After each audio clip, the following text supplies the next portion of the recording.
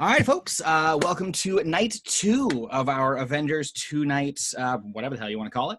Going to start running through the script, but let's go over our cast once again.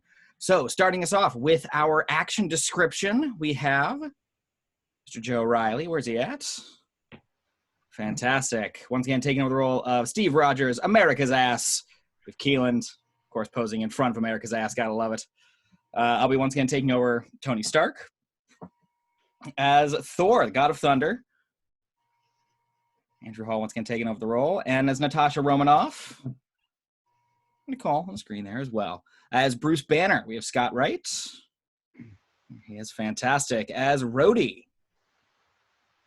As Ulises hanging out down there. As Scott Lang, we have Mr. Matt Edwards. Perfect. Loving the Paul Rudd already. As Nebula, we've got Miss Jess Ash. Perfect. Taking over the role of Ebony Maw, along with a few others, we have Wade. Hey, everybody. Perfect. As Sam Wilson, once again, along with a few others, we have Hunter Karras. Just flashing all the Marvel love that he can. Heck yeah.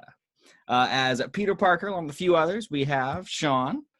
He's just down there. Taking over the role of Clint Barton, we have Curtis. Perfect. As Peter Quill, along with a few others, we have Aaron Van Horn. Where he's at. As Gamora, along with a few scattered extras as well, we have Angie. Perfect. As Rocket, along with a few others, we have Eric. Perfect. And as our true villain of the piece, once again, Thanos, Mr. Jake Acuna. Awesome. All right. Well, let's get this started, everybody. So here we go. Avengers Endgame. Alrighty. Exterior home day. Close on. A house arrest ankle bracelet. Okay, see where you're going? Let's work on how to get there. Pan up to find Clint Barton with his daughter Lila, coaching her as she notches an arrow in her bow. Okay, good. Tip down. Little arm out. 3 fingers.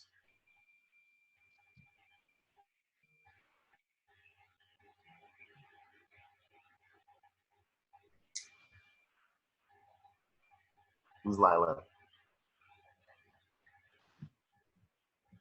All right. Okay, good. Tip down. Bow arm out. 3 fingers. Why 3? Because 2's not enough and 4's too much.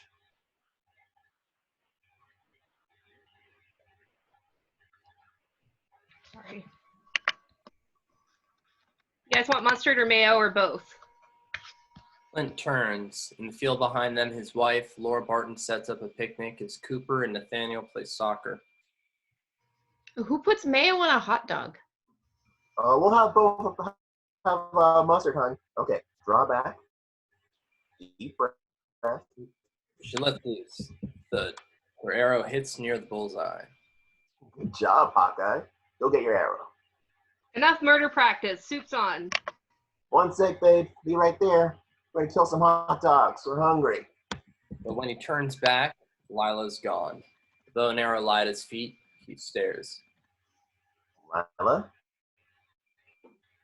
Babe, did you see Lila? He turns to see his wife, but she's gone. So are the boys. The soccer ball rolls to a stop near the picnic table. No one can be seen for 100 yards in all directions. Guys, come on. Clint walks towards the field, dread growing. Laura? Clint breaks into a panicked run. Laura? Clint melts down, spinning around, frantic. Marvel flip. Exterior space, night. Blackness. Title, 22 days later. Soon, the Benatar tumbles past adrift. Interior Benatar galley, night. Tony Stark and Nebula play tabletop football. She wins. Good sport. Have fun. Nebula studies his hand, confused. Finally, she shakes. It was fun. Interior Benatar flight deck, night. Tony, thin and haggard, kneels in front of his broken Iron Man helmet. He hits a switch. A light blinks. Tony's recording. He stares directly into the camera. Thing on. Hey, Miss Potts. Look, Pep, if you're finding this recording, Don't post it on social media. It's going to be a real tearjerker. I don't know if you're ever going to... Exterior space night. Benatar sparks adrift. I don't know if you're ever going to see these. I don't know if you're still... God, I hope so. Today's day 21. No, 22. Interior Benatar galley flashback. Nebula lasers shut Tony's infected wound. You know, if it wasn't for the existential terror of staring into the literal void of space, I'd say feeling a little better today. Infection's run its course thanks to the blue meanie back there. You'd like her. She's very practical, only a little bit sadistic. Interior Benatar galley flashback. Tony and Nebula mend the empty fuel cells under the floor. Fuel cells were cracked during battle, but we figured out a way to reverse the ion charge. Bought ourselves about 48 hours of flight time. Problem was, that was 49 hours ago. Exterior space night. From high overhead, we watch the Benatar drift in space. Which means we're dead in the water. 1,000 light years from the nearest 7-Eleven. Interior Benatar galley flashback. Tony hands Nebula the last of the purple powder. She pushes it back to him. Most of the quote-unquote food and potable water ran out weeks ago. Interior Benatar flight deck night. Tony stands on the flight deck, one hand resting on the glass, staring into the unknown.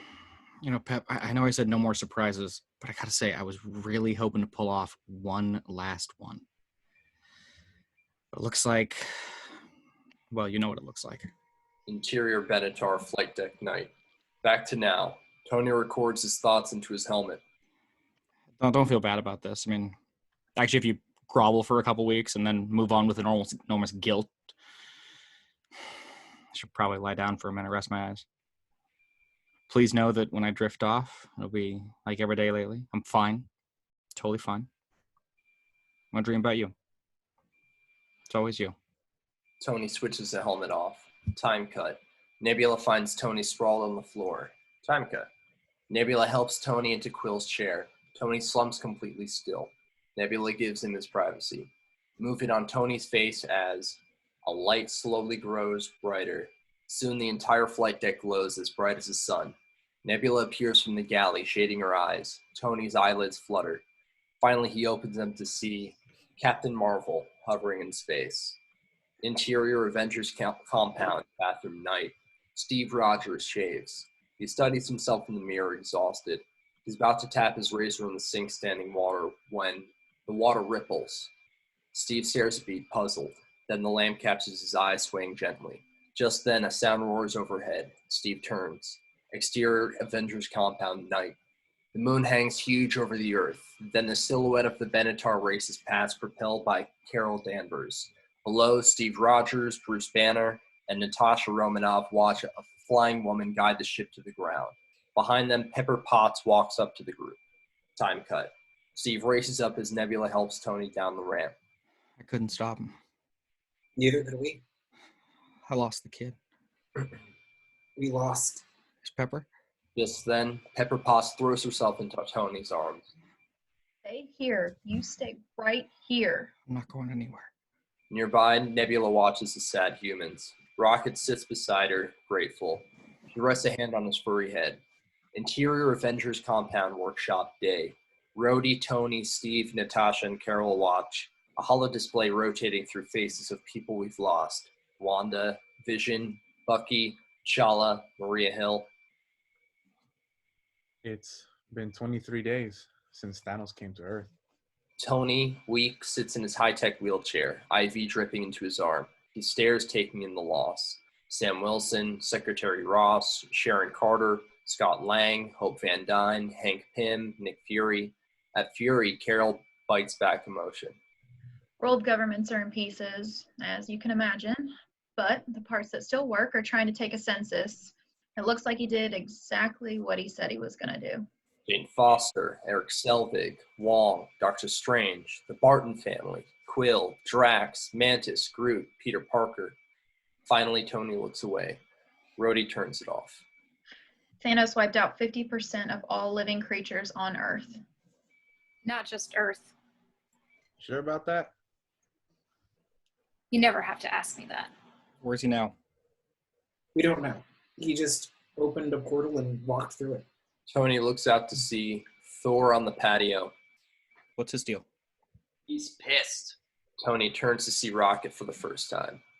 He thinks he failed, which of course he did. But there's a lot of that going around, ain't there? Until the second, I literally thought you were a Build-A-Bear. We've been hunting Thanos for 3 weeks. Deep space scans, satellites, we got nothing. Tony, you fought him. Who told you that? I didn't fight him. He wiped my face with a planet while a Bleecker Street magician gave away the store. There was no fight because he's not beatable. Did he give you anything to go on? Clues? Coordinates? Tony stares, lost, barely acknowledging Steve. You know, I saw this coming a few years back.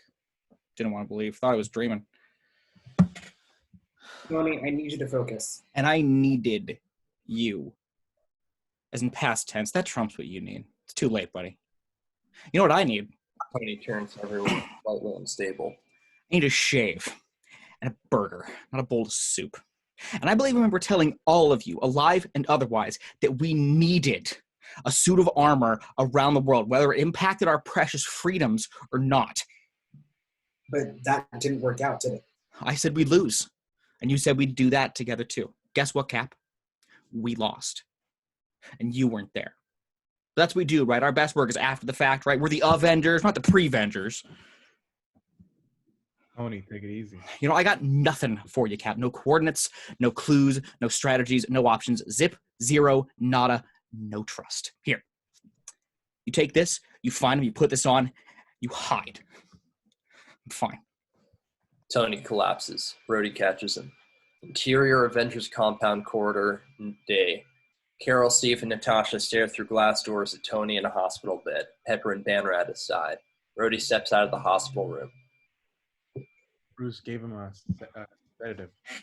Could be out of the rest of the day. Take care of him. When I come back, I'll bring a bottle of Zorian elixir Where are you going?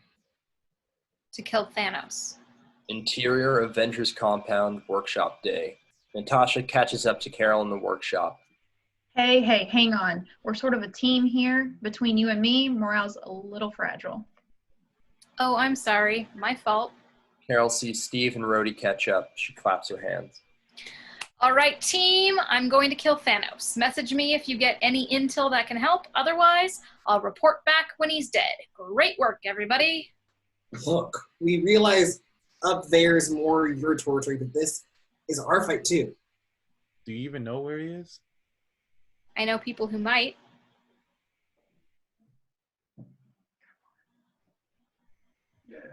No, she's loading. Oh.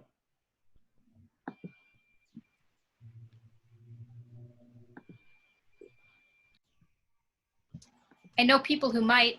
Don't bother. They all turn to see Nebula in the living area doorway.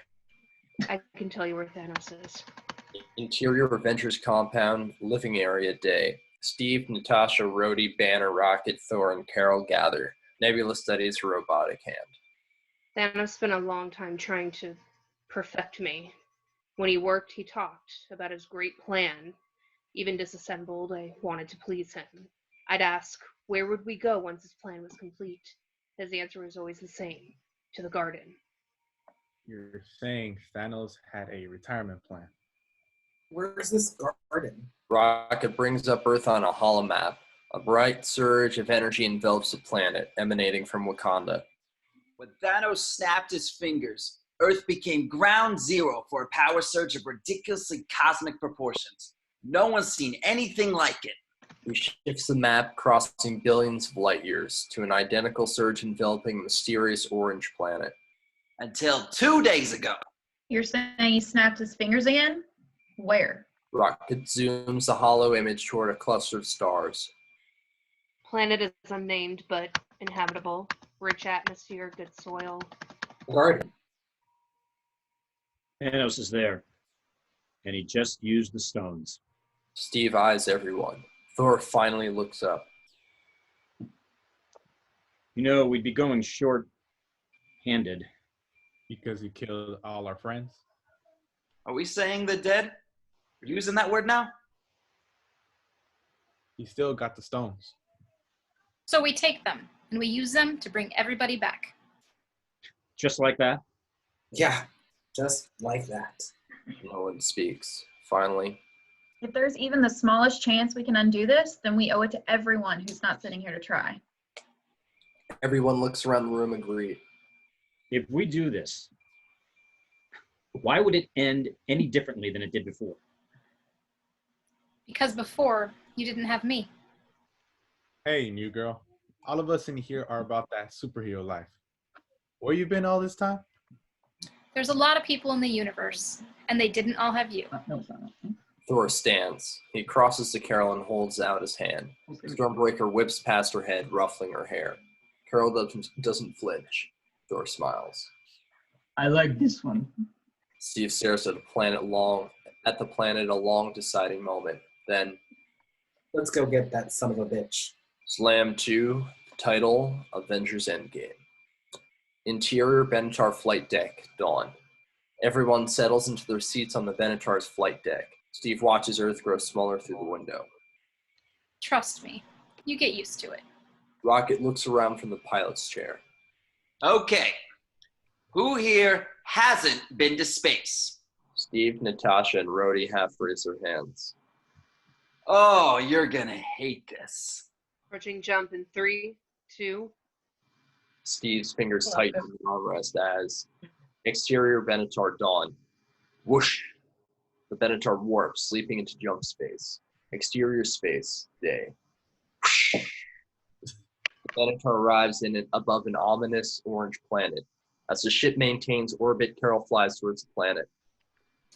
I'll head down for recon. If I'm not back in 15, you'll know I found him. Interior Benatar flight deck, space. Our heroes wait on the flight deck, tense. Natasha looks at Steve, who's staring at a compass. Peggy Carter's yellowed photo still rests inside. This is gonna work, Steve. I know it will. Because I don't know what I'm going to do if it doesn't. Just then, Carol flies up to the other side of the glass. No satellites, no ships, no armies. No ground defenses of any kind. It's just him. That's enough. The Avengers exchange a look. Exterior Titan 2, day. Smoke curls from the chimney of a solitary lodge. Interior Thanos' lodge, day. A pot boils over a fire. Then Thanos limps towards it. Left side paralyzed, arm blackened. A shell of his former self. He stirs the pot. Suddenly an armored hand bursts from the fire, grabbing Thanos' gauntlet, preventing Thanos from closing his fist. Thanos jerks back as Hulkbuster springs inside. Carol and Rhodey bash through the roof, pinning Thanos' arms. Thor crashes through the door, followed by the others. He swings Stormbreaker, cutting off Thanos' hand. The gauntlet lands at Rocket's feet. He picks it up, and his face goes slack. He turns the glove towards the others, and we now realize the Infinity Stones are gone. Where are they? Thanos doesn't answer. Carol presses him to his knees. Answer the question. The universe required correction. After that, the stones serve no purpose beyond temptation. You murdered trillions! You should be grateful. Where are the stones? Gone. Reduced to atoms. You used them 2 days ago. I used the stones to destroy the stones. It nearly killed me. But the work is done. It always will be. That lands, sickening. Rocket's search is frantic, near tears. No, they can't be gone. He's lying. My father's many things. A liar is not one of them. Thank you, daughter. Perhaps I've treated you too. Whoosh. Thor's axe severs Thanos' head from his body. It hits the floor, followed by a thud of his huge frame. What did you do? Thor just stares, his long journey of failure. I went for the head. As Thor walks away, Steve looks at Thanos' head on the ground. It's over. They lost. Fade to black. Over black, 5 years later. Exterior Port of New York, day. A car crusher flattens an Audi.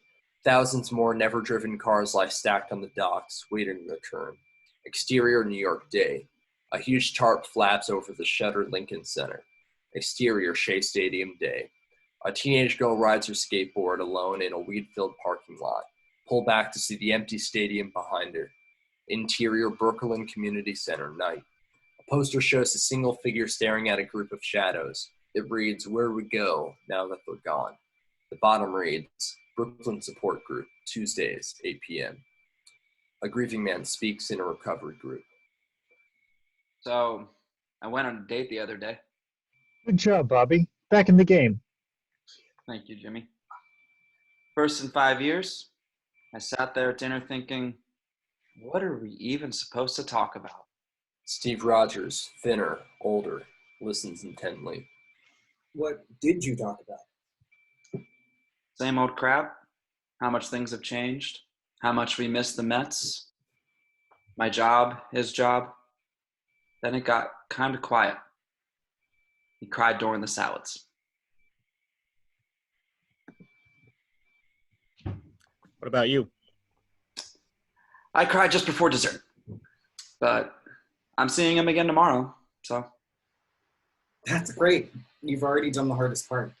You took a jump, didn't know where you'd come down, and that's it. Those little brave baby steps we've got to take. You try to make us feel whole again, to find purpose. I went into the ice after I met the love of my life, woke up 70 years later and had to keep going. Group takes a sip. The world's been left in our hands. If we don't do something with it, then Thanos might as well have killed all of us. People nod, but Steve seems unconvinced by his words. Exterior San Francisco day. The camera rotates down from the sky onto a strangely quiet San Francisco until it finds a storage warehouse. Interior storage warehouse, unit 277, day. Luis's van sits in a storage unit surrounded by boxes. S. Lang, kitchen, S. Lang, clothes. Through the van windows we see Hank Pym's quantum tunnel. A meandering rat crawls onto the controls. It accidentally steps on a toggle switch and a light goes green. Flash. The back doors of the van blow open, revealing Scott Lang, Ant-Man suit shorting. He retracts his helmet, gasping. Interior storage warehouse, security office day. A guard reads The Terminal Beach by J.G. Ballard. He looks up at a monitor. Scott Lang holds up a sign. Help. Exterior storage warehouse day. A dented wagon rolls over a speed bump. Scott, in his old clothes, slowly wheels his belongings away. Guard watches him go, puzzled. Exterior San Francisco street day. Scott walks the street of abandoned homes. Hello? There's a clacking. A kid on a bicycle rides by, playing card wedged between his spokes. Scott waves him down. The kid stops. Hey, kid. What happened here? The kid says nothing. He just stares at Scott with a haunted look. Then he stands on his pedal and keeps riding. Clack, clack, clack. Exterior, San Francisco, Golden Gate Park, day. Stone monuments loom in a park. A small crowd mills. Reveal Scott looking over the monuments, lost. Time cut. Scott walks up to the obelisks. At the top they read, The Vanished. Hundreds of names line the stones. He scans the yells, finally finding Scott Lang. What? Cassy. Exterior, Maggie Lang's house, day. A winded Scott races up the sidewalk towards his old house. He leaps a bush, banging on the front door. Cassy! Cassy! Soon, a teen girl opens the door, shocked. A very long beat. Dad? Peanut? Scott wrapped his arms around Cassy Lang, now 5 years older than when we last saw her. She hugs him, crying. I thought you were gone. I'm sorry. I'm back. I'm back. I'm back. Exterior Avengers compound, front gate, dawn. Avengers compound stands amidst overgrown grass. Rusty chains lock the gate. Faded signs warn, restricted area, keep out. Interior Avengers compound, living area, night. Natasha sits surrounded by hollow screens featuring Carol Danvers, Rhodey, Rocket, Nebula, and Okoye. We boarded that highly suspect warship. Danvers pinged. And? It was an infectious garbage scow. So thanks for the hot tip. You were closer. And now we smell like garbage. You get a reading on those tremors? Minor subduction in the African plate. Do we have a visual? How are you handling it? Nat, it was a mild earthquake in the ocean. We handle it by not handling it. Natasha looks burned. Rhodey steps in. I can have NASA redirect the satellite to a sweep just to make sure. Thanks. Carol, you're still coming our way next month? Not likely. What, getting another haircut? Listen, Furface.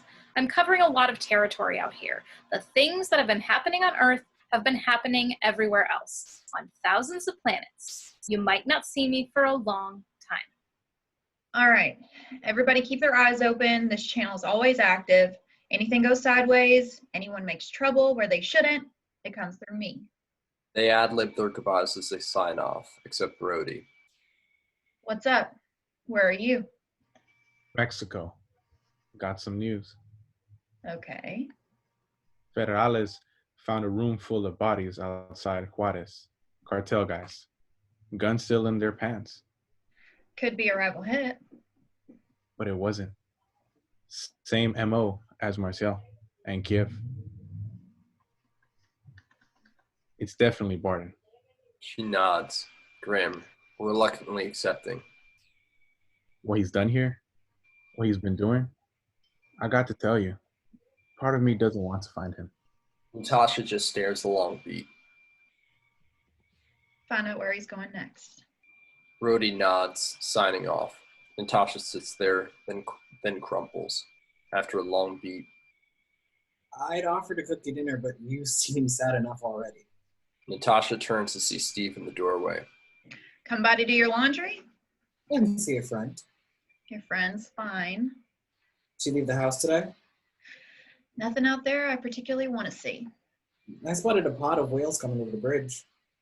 In the Hudson? Fewer ships, cleaner water, just saying, there's still a world out there. If you're about to tell me to look on the bright side, I'm about to hit you with a peanut butter sandwich. Steve relents, letting down his facade. Sorry, forced to habit. I don't know how you do it. Steve bites into the uneaten half of her sandwich. I guess I don't know how not to do it. Me neither. After a long moment, Steve looks up at her, honest. I keep telling them, move on, go past it. And some of them actually do, but not us. If I move on, who does this? Maybe it doesn't need to be done. Natasha takes that in. Steve's thinking of giving up. She looks around at Avengers compound. I used to have nothing, and then I got this job, this family, and I was better because of it. She chokes slightly, collecting herself. And even though they're gone, I'm still trying to be better. I think we both need to get a life. You first. They stare at each other, a long, melancholy moment. Then we hear a ping. Natasha swipes the CCTV display. Scott Lang's face fills the screen, Louise's van behind him. Hello? Is anyone home? This is Scott Lang. We met a few years ago at the airport. It's an old message? It's the front gate. Interior Avengers compound, workshop, night. Scott paces, mumbling to himself. Scott, are you okay? What? Yes. He turns to Steve and Natasha. Have either of you guys ever studied quantum physics? Only to make conversation. Steve glances at her. She shrugs. Well, 5 years ago, just before this Thanos guy, I went into a place called the quantum realm. It's like its own microscopic universe. You can only get there if you're incredibly small. Hope, she was supposed to pull me out. But then Thanos happened, and I was stuck in there. I'm sorry, that must have been a long 5 years. Okay, but that's the thing. It wasn't. For me, it was only 5 hours. The rules in the quantum realm aren't like out here. They're completely unpredictable. Is anybody gonna eat that sandwich? Scott, what are you talking about? Time works differently in the quantum realm. Steve and Natasha share a look. Problem is, Right now, it's chaos. There's no way to navigate it. But what if we could figure out a way to enter the quantum realm at a certain point in time and come out in another, like before Thanos? Wait, Scott, are you talking about a time machine? No, not a time machine. More like a time machine. I know, it sounds crazy. Scott, I get emails from a raccoon. Nothing's crazy anymore. So who do we talk to about this? Exterior, Stark Eco Compound, upstate New York, day. Llamas and farm animals graze a rustic tech eco compound. Exterior, Stark Eco Compound, woods, day.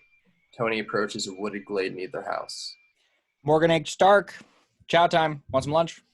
Silence. Then Morgan Stark steps out of her play tent wearing a purple, blue Iron Man helmet. Rescue.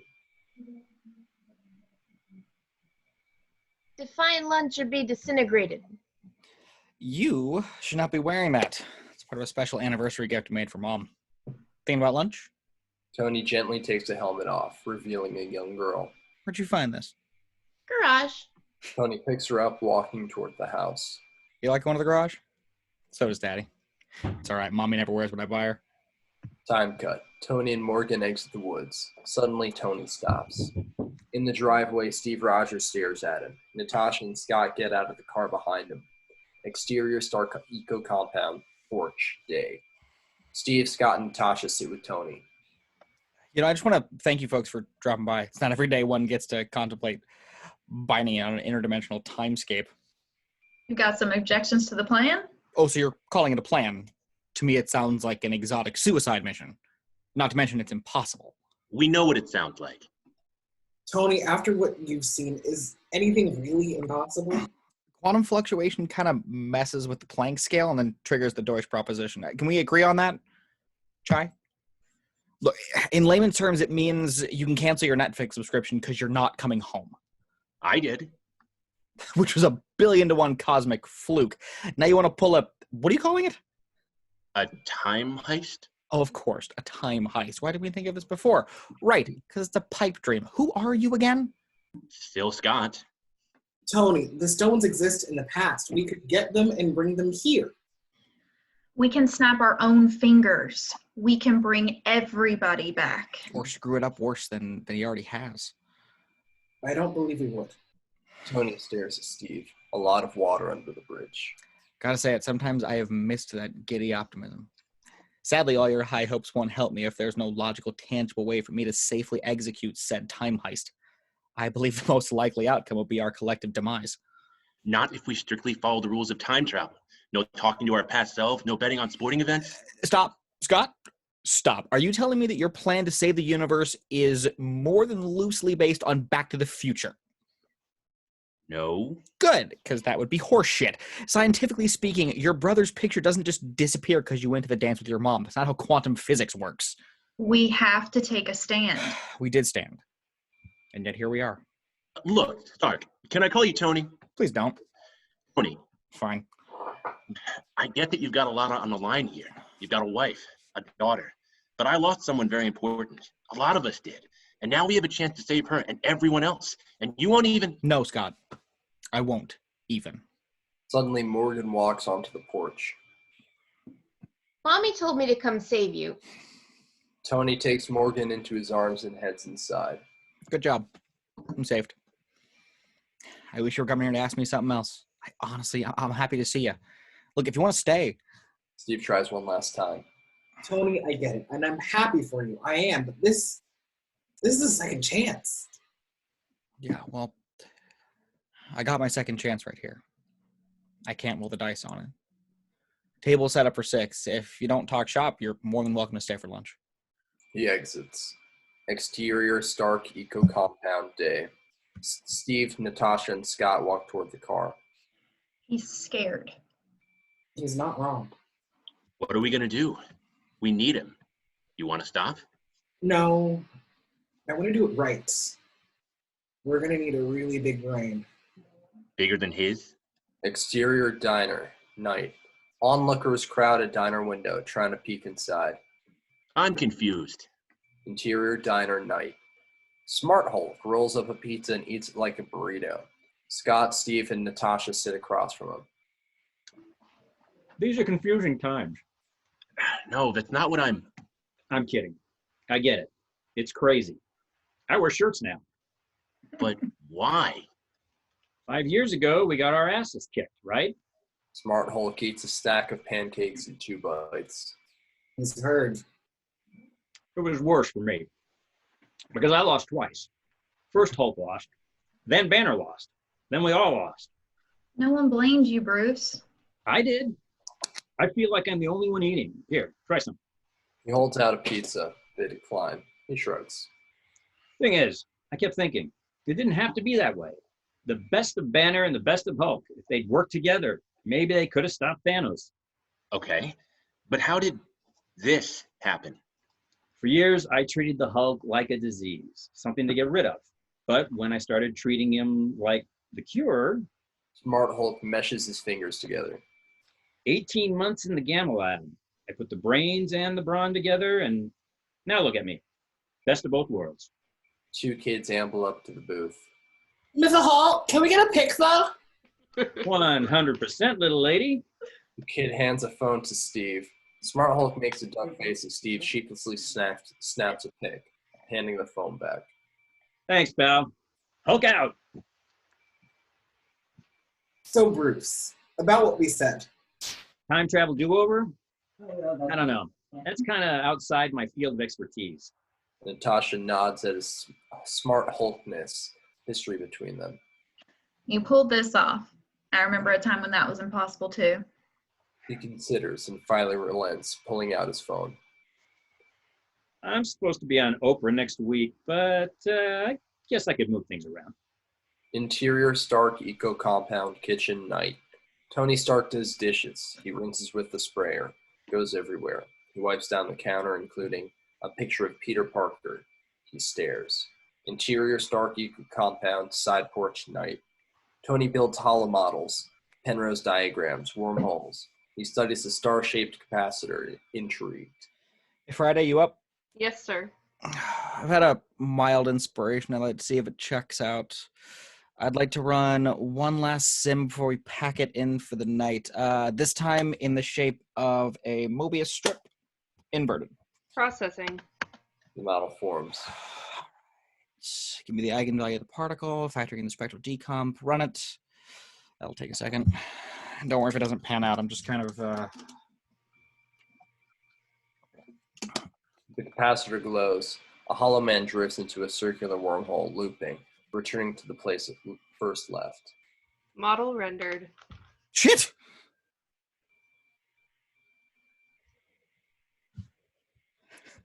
Shit. Tony turns to see his daughter in the doorway. What are you doing up? Shit. First of all, that's Mommy's word. She coined it. Why are you up? I just had some shit on my... Sorry. I just had some stuff on my mind. Was it juice pops? Correct. It was Juice Pops. Great minds think alike. What kind do you want? Interior Stark Eco Compound. Morgan's room. Night. Morgan eats a juice pop in bed. Tony watches. You done? Now you are. Tell me a story. Once upon a time, Maguna went to bed at the end. It was a bad story. He runs his hand over her hair. Love you tons. Love you 3,000. Wow. That's a lot. Go to bed or I'm selling all your toys. Tony turns out the light, exits. Interior Stark Eco Compound. Living room. Night. Photos crowd a side table. Pepper, Morgan, Tony, even one of Howard Stark, Peggy Carter, and Hank Pym under a shield symbol.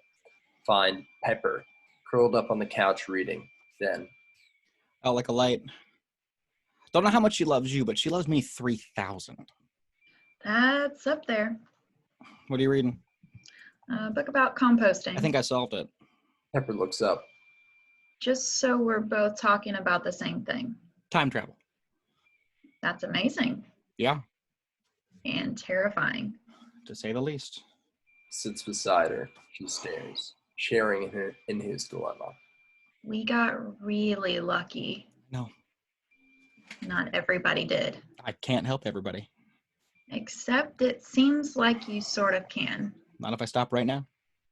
Tony, trying to get you to stop is one of the few failures of my life.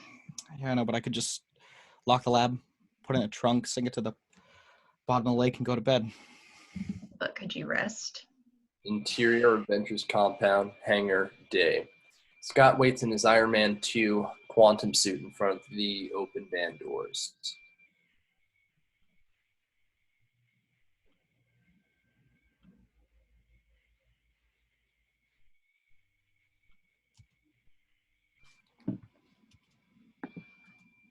He's muted. And me? It's me, guys. I'm sorry. Cool. You sure these modifications are safe? He looks over to Smart Hulk, wearing reading glasses, making adjustments to a new control panel. I reran my calculations 3 times. Because the guy who invented this thing is pretty much a genius.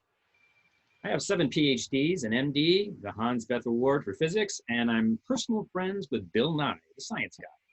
We're good. Yeah, and you look like that on purpose. Steve and Natasha enter from outside. Breakers are set. Emergency generators on standby. Good. If we blow the grid, I don't want to lose Tiny back in the 50s. Excuse me? He was kidding. I was kidding. You were kidding, right? Honestly, I have no idea. We're attempting time travel. Either it's all a joke or none of it is. We're good. Helmet on. Scott puts on his helmet, slightly dubious. Okay, I'm going to send you back 1 week. Give you an hour to look around, then bring you back in 10 seconds. Make sense? Perfectly not confusing. Good luck, Scott. You got this. Yes, I do, Captain America. Yes, I... Smart Hulk pulls a lever. Scott shrinks to nothing. Counting down from 3, 2, 1. Suddenly, Scott reappears, but he's 12 years old. Guys, this doesn't feel right. Is that Scott? Probably. He scrambles, hitting buttons. Scott shrinks to nothing. Get him back. Smart Hulk flips a switch. Scott reappears at age 93. Oh, my back! Bruce, get under control. What the hell is going on? I got it. I know exactly what's going on. Pretty much. Scott shrinks to nothing again. Hulk types frantically with a pencil, fingers too big for the keys. 2-year-old Scott appears. Oh my God. It's a baby. It's Scott. As a baby. Smart Hulk hits a button. Baby Scott disappears. When I tell you, kill the power. Now. Natasha kills the power. Normal Scott stumbles off the pad. Somebody peed my pants. I don't know if it was baby me or old me or just me. Exterior Avengers compound, hangar, day.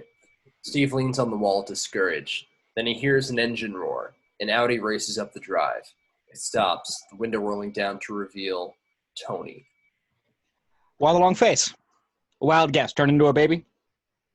Among other things. APR paradox. Instead of pushing Lang through time, you were pushing time through Lang. It's dangerous. I probably should have cautioned you against it. You did? Oh, thank God I'm here. Regardless, I fixed it. He holds up his star-shaped capacitor. That is a fully functioning time-space GPS. Look, I just want peace. Resentment is corrosive. I hate it. Me too. Something eases between them for the first time in years. Look, we got to get the stones. I just need you to know my priorities. We got to bring back everything we lost, hopefully. Keep what I found, definitely. And let's not die trying. Steve looks at Tony. Finally, he offers his hand. Sounds like a deal. They shake. This is a long time coming. Finally. But wait, there's more. Act now and it comes with a bonus offer. Tony pops a trunk. Steve stares, moved, at his shield. Tony, I don't know. What's the no? You made it for you. Plus, I got to get it out of the garage before Morgan takes the sledding. He finally picks up the shield, sliding it onto his arm. Thank you, Tony. Tony chokes up, then covers by slamming the trunk. Yeah, just don't flaunt it. I didn't bring enough for the whole team. We are getting the whole team, right? We're trying. Exterior Avengers compound hangar day. Scott sits on a bench eating a hard-shell taco. Then a massive exhaust wind blasts in, blowing his taco away. The Benatar lands outside Avengers compound. Nebula and Rocket emerge. Rocket waits at the end of the gangway. Hey, Humie, where's Big Green? Kitchen, I think. Scott tries to smile at Nebula. She just hits her comm. Rhodey, be careful in re-entry. There's an idiot in the landing zone. She goes in. Then wham! War Machine lands, startling Scott. Oh my god! What's up, regular size man? Rhodey goes inside as Smart Hulk walks out, carrying an overnight bag. He hands Scott some tacos. Oh. Finally, I ain't got all day. I call shotgun. As he walks up to the Benatar's gangway, pre-lap of metallic scraping sound. Exterior New Asgard day. The scraping goes on as we see a Norwegian fishing village. Tilt to a sign, New Asgard, in English and Asgardian runes. A pickup passes, scraping the pavement. Smart Hulk and Rocket sitting back, weighing down the truck. Exterior New Asgard village day. Smart Hulk and Rocket walk through town. Asgardians and earthly clothes eye them with suspicion. What the heck are they looking at? I'm kind of famous. Yeah, I'm sure that's it. Kind of a step down from Golden Palaces and Magic Hammers. They lost Asgard, then half their people. Maybe they're just happy to have a home.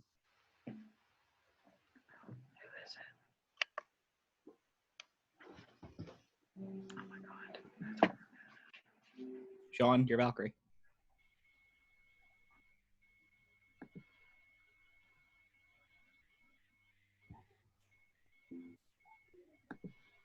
I think someone left. You shouldn't have come. Valkyrie approaches from the pier. Smart Hulk grins. Hey, Valkyrie! Great to see you. He goes for a hug. Val doesn't. She studies the new hymn. Uh-huh. I liked you better either of the other ways. This is Rocket. Hey. Hey, he won't see you.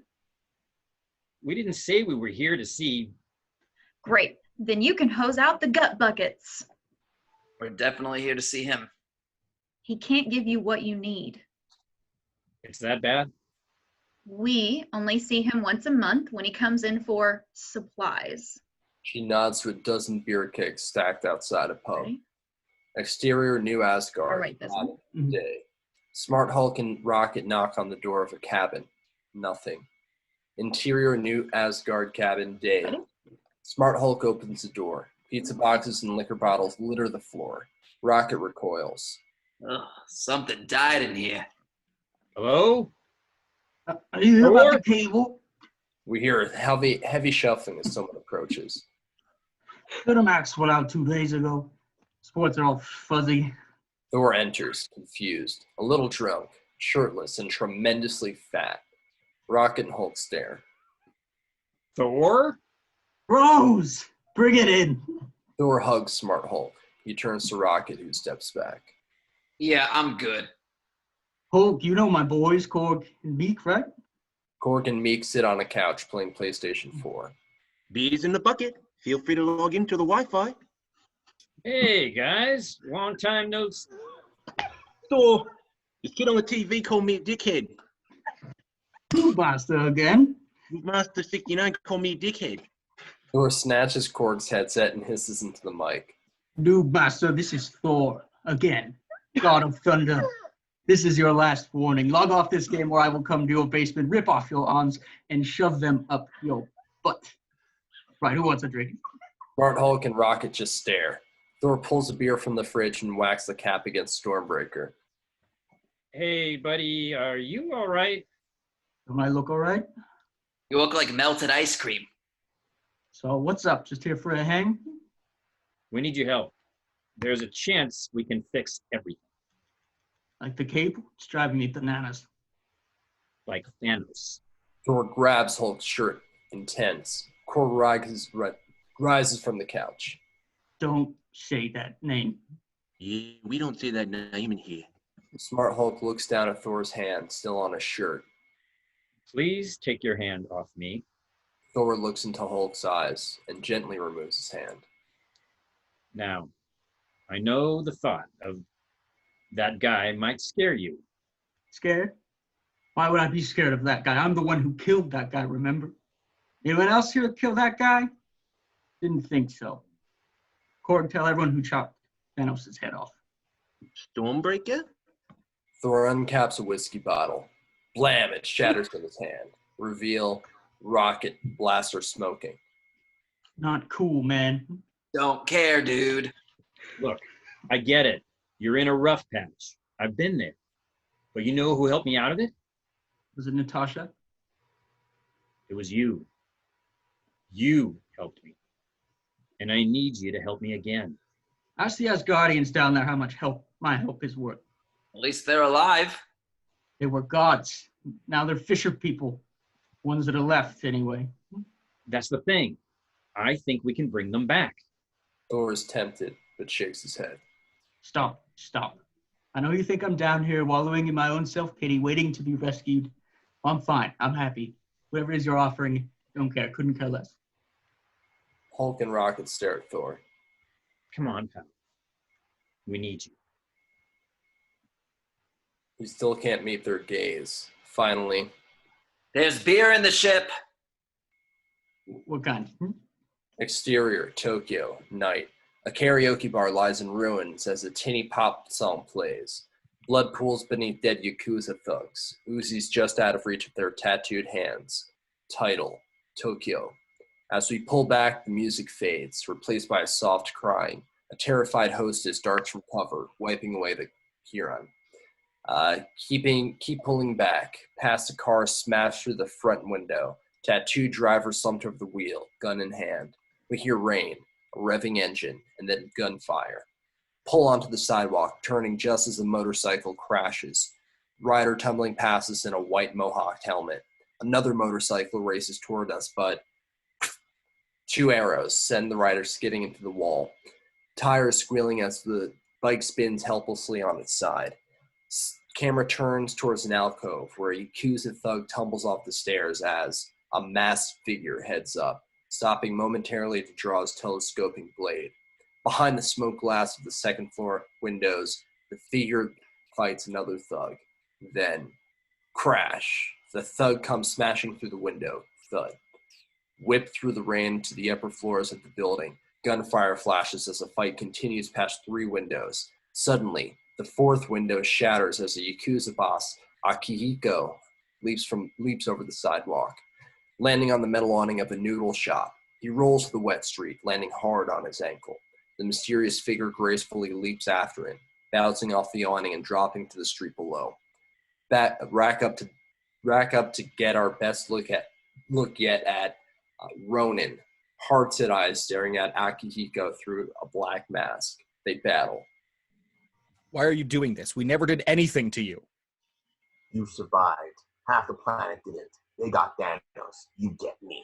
Akihiko attacks. Ronin slashes him across the middle. You're done hurting people. Akihiko gestures at the bodies in the street. We hurt people. You're crazy. Ronin slashes Akihiko's throat. The man drops to his knees.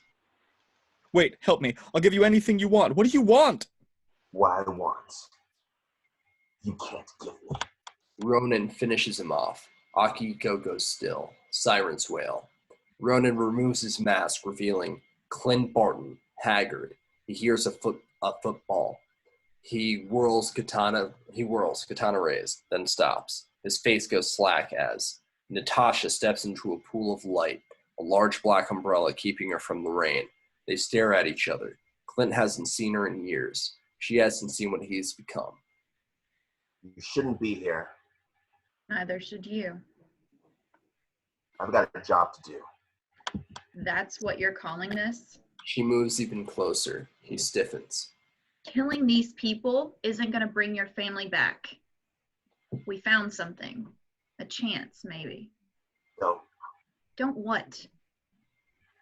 Don't give me hope. I'm just sorry I couldn't give it to you sooner. Clint dissolves, sagging into her arms. Interior Avengers compound, hangar. Thor stands with a beer and a cozy, staring at a new quantum tunnel, 2.0, affixed with Tony's capacitor. Out of the way, Lebowski. Thor shuffles aside as Tony blows past. Hey, Ratchet, you get lost in there? It's Rocket, and shut up. You're only a genius on Earth, pal. And you're only in there because you've got tiny hands. Rocket, covered in grease, wriggles out a hatch. Fixed it. Thank you. You used to saying that. Interior Avengers compound workshop day. Smart Hulk fits Scott with a brand new time suit. Nebula assists. Rhodey enters workshop, eyeing the suit. Time travel. So I like it. Smart Hulk awkwardly tries to fit a pair of red test tubes into the time suit's belt. Easy. Careful with those. I'm being very careful. You're being very hulky. Scott takes the tubes from him and inserts them himself. These are Pym particles. You can't shrink to the quantum realm without them, and since Hank Pym got snapped out of existence, we can't make any more. I told you, we've only got enough for one round trip each. No do-overs. Scott gently clicks the tubes into their housing. Plus 2 test runs. Suddenly, Scott shrinks into nothing, then grows back. He takes that in. 1 test run. Okay, maybe I'm not ready. I'm game. They turn to see Clint leaning in the doorway. I'll do it. Time cut. Now, Clint wears a time suit. Scott looks on, sulky. Smart Hulk, Rhodey, and Nebula attach the Pym housing.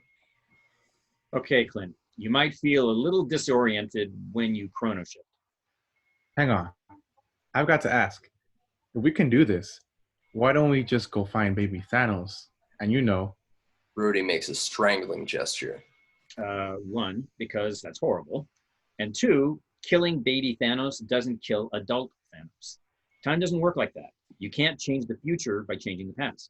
Sure we can. We take the stones before Thanos gets them, then he doesn't have them. Problem solved. That's not how it works. I don't know. That's kind of what I've heard. Heard from who? Star Trek, Terminator, Bill, Ted's excellent. Why does everyone think this? That's not true. If you travel to the past, then that's the past that has become your present, and your former present has become the past, which now can't be changed by your new future. Exactly. Excuse me? Scott leans over, whispering. Apparently Back to the Future is bullshit. Look, are we doing this or not? Interior Avengers compound, hangar, day. Clint waits alone on the platform, wearing the time suit. Smart Hulk readies the quantum console as Rocket, Rhodey, Nebula, Thor, and Steve look on. Okay, Clint. Starting in 3, 2, 1. Clint nods over at them, determined. Suddenly he stretches, shrinks, and vanishes. Whoosh. Exterior Barton home, barn, day. Through the slats of a barn we see a tractor. Energy flares, revealing Clint Barton in a time suit. He walks to the open door, staring at his old home. Interior, Barton home, front porch, day. Clint climbs the porch. He accidentally kicks a baseball mitt. Then he hears voices. He stares into the house through the screen door. From the sound of it, Laura and the kids are making dinner. His daughter laughs. Clint's face crumples. Just then, his quantum cuff vibrates. A screen counts down. 3. Oh, not yet. Lila! But his body starts to glow. 1. Clint vanishes. The screen door slams. After a moment, Lila runs in. Dad? Interior, Avengers compound, hangar, day. Clint appears on the pad, shaken. Tony and Natasha approach. Are you all right? Hey, look at me. Are you okay? Tell me something good. Clint looks up, tearful. He holds out the baseball mitt. It worked. It worked. Reveals Steve, Smart Hulk, Nebula, Rhodey, Scott, Thor, and Rocket looking on. Holy crap. We're freaking time travelers. Interior Avengers compound, living area, day 1, day. On a holoboard, mind, space, time, power, reality, soul. Above each word hovers its artifact. Loki's scepter, the Tesseract, the Eye of Agamotto, the orb, the ether container, and a question mark. Okay. Now that we've got how, we're going to need to know where and when. Nebula, Tony, Rhodey, Scott, Smart Hulk, Rocket, Natasha, and Clint look on. Most folks here have encountered at least one of the 6 Infinity Stones. I think you mean it nearly been killed by one of the 6 Infinity Stones. I haven't. Just saying. Regardless, we've only got enough Pym particles for one round trip each. And the stones have been in a lot of places throughout history. Our history. Not all of them are going to be a fun drop-in. Which means we got to pick our targets. Exactly. Let's start with the ether. Thor, what do we know? Everyone looks toward Thor, slumped over. Is he asleep? I'm pretty sure he's dead.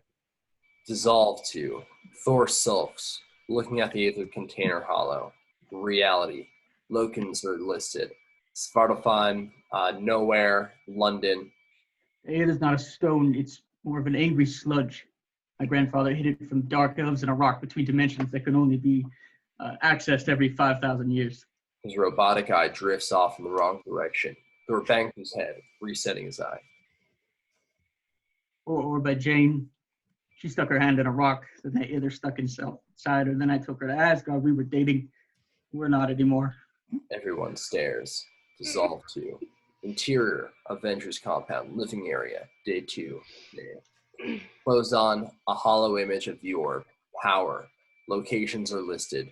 Morag, question mark to 2014. Keeland, 2014. Xandar, 2014 to 2018. Find Rocket as he slurps from a container of lo mein. Quill said he stole the Power Stone from Morag. He paces on top of the table, past Smart Hulk eating a pint of Hunka Hulka burning fudge. That's a person? It's a planet. Quill was a person. Wait, like a planet in space? Rocket pinches Scott's cheek. Oh, look, it's like a puppy, all happy and everything.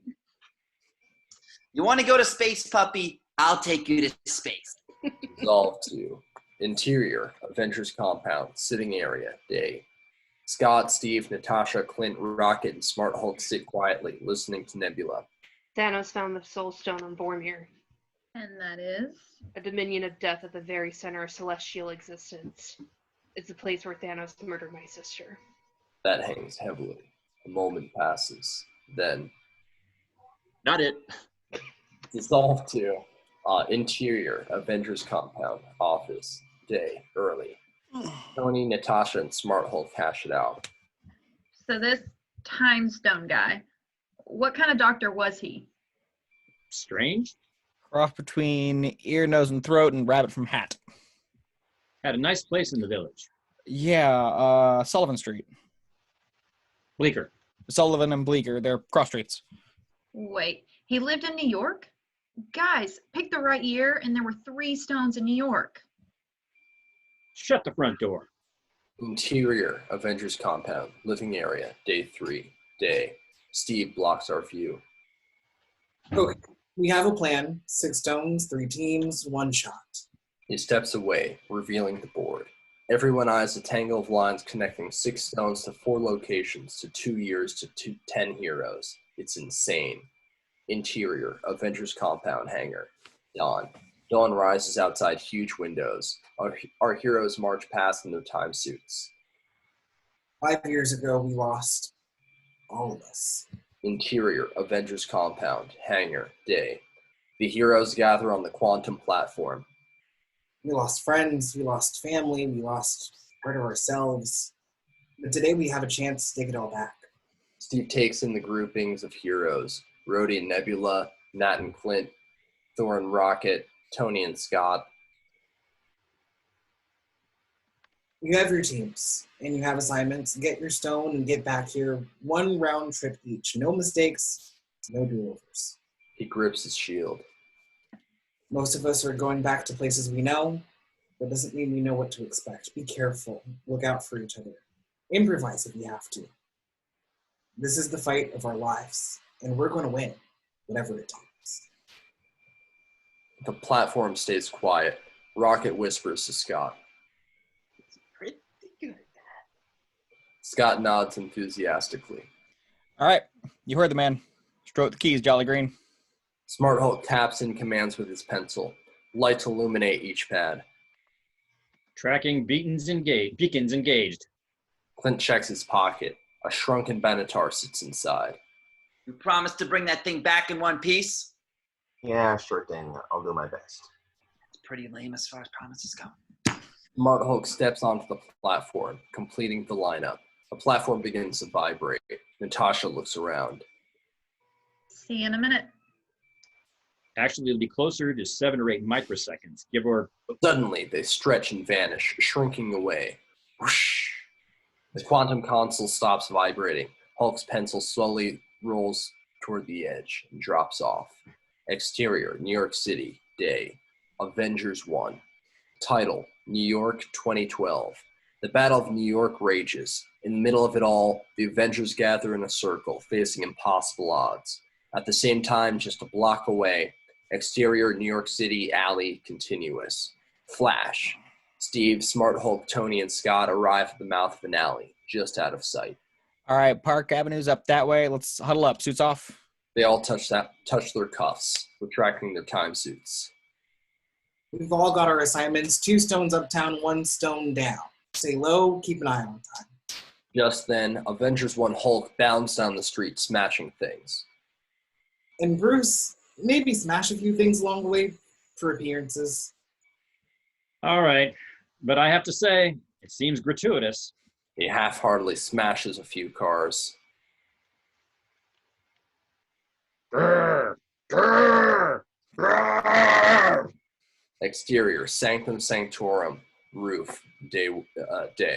The Battle of New York rages. Chitauri chariots zoom over the village. Suddenly, boom, the chariots explode.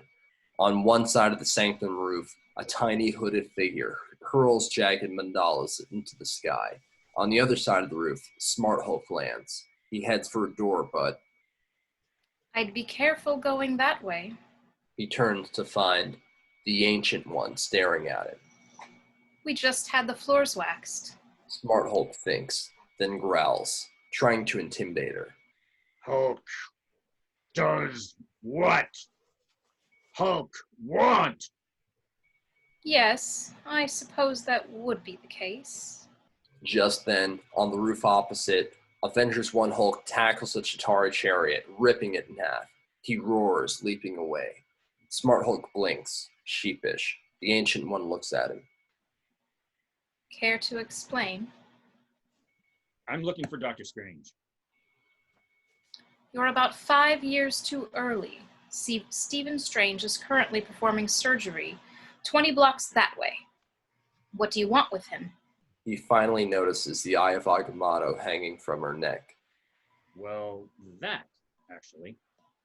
Ah, I'm afraid not. I'm seriously sorry, but I wasn't asking. Smart Hulk cracks his knuckles and moves in. She smiles. You don't want to do this. You're right, I don't. But I need that stone, and I don't have a lot of time to debate it. He reaches for it. The Ancient One slams her palm into his chest and blasts Bruce Banner right out of Smart Hulk. Astral Banner hangs in the air, staring at his frozen Smart Hulk body. He looks at his human hands, overwhelmed. No, no, no! He topples Smart Hulk's body with one finger. Whoomp. Now, let's start over, shall we? Interior, Asgard, Palace, Corridor, Day, Thor 2. Title, Asgard 2013. An Asgardian maiden stands at Jane's room, handing over a green dress. For you, Lady Jane. Do you have anything with pants? Pants? It's okay, never mind. Pull back to Rocket and Thor, watching from behind a crypt. Rocket holds a syringe-like extraction device. That's Jane. Okay, here's the deal. You're going to charm her, and I'm going to poke her with this thing. Extract the reality stone and get gone lickety split. Thor looks off in the other direction, anxious. I'll be right back. The wine cellar's just down there. My father used to have this barrel of Aconian ale, felt like getting hit in the face with a poleaxe. We'll see if the scullery has a couple of to-go cups. They hear someone approaching. Rocket yanks Thor back as Freya and her handmaidens enter the corridor. Send Loki some soup. I don't think he's eating. And ask the librarians to pull some volumes from the astronomy shelves. He won't read them, but at least they'll keep him company. Thor watches Freya and her coterie disappear down the hall. Who's the fancy broad? My mother, she dies today. Thor starts to sweat. I can't do this. This is a bad idea. I can't do this. Rocket climbs onto a marble monument. Come here. Thor steps closer. Rocket slaps him across the face. You think you're the only one who's lost people? What do you think we're doing here? I lost the only family I ever had. Quill, Groot, Drax, the chick with the antenna, all gone. I've lived 5 meaningless years without them, and every minute has gone Straxy and Garnet. I get you miss your mom, but she's gone, really gone. There are plenty of people who are only kind of gone, and you can help them. So is it too much to ask that you brush the crumbs out of your beard, make schmoopy talk to Pretty Pants, and when she's not looking, suck out the Infinity Stone and help me get my family back? Thor stares at him for a moment. He wipes his tears away. Guess not. Good. Thank you. I can do this. Great. As Rocket scurries to Jane's door, Thor murmurs to himself. I can do this. I can do this. I can't do this. All right, Heartbreaker, this is our shot. Rocket turns to find Thor nowhere to be seen. Thor. I can kill him and say the elves did it. Exterior, Morag Day. Title, Morag, 2014. Stiff winds pelt the surface of Morag. Rhodey steers Nebula as she lowers the escape pod from the now full-size Benatar. That's it. Right on that line. Blue. Keep dropping it. Nearby, Clint surveys the planet. Geysers explode. Cliffs loom. And Orloni bites Natasha's foot. She kicks it away. Hey, can we hurry up? Yeah, come on, chop chop. We're on the clock here. All that? Really helpful. Time cut. Clint and Natasha board the Benatar. Rhodey and Nebula remain on the planet's surface. Take care of yourself. Get that stone and come back. No messing around. You guys watch each other 6. Time cut. Beside the pod, Rhodey and Nebula watch the Benatar take off. Ordnance for Vornimir are laid in. All they have to do is not fall out. Interior, Benatar, flight deck, day, Guardians. Clint laughs, watching Natasha expertly pilot a spaceship. What? Nothing. Just we're a long way from Budapest. Further every second. Exterior, Morag, day, Guardians. Rhodey scans the landscape. So all we have to do is hang out, wait for this Quill guy, and follow him to the Power Stone, right? Let's take cover. We're not the only ones in this reality looking for the stones. Hey, who are you talking about right now? Who else is looking for the stones? My father, my sister, and me. Move in on Rhodey, concerned. You? Where are you? Cut to exterior battlefield, alien planet, day.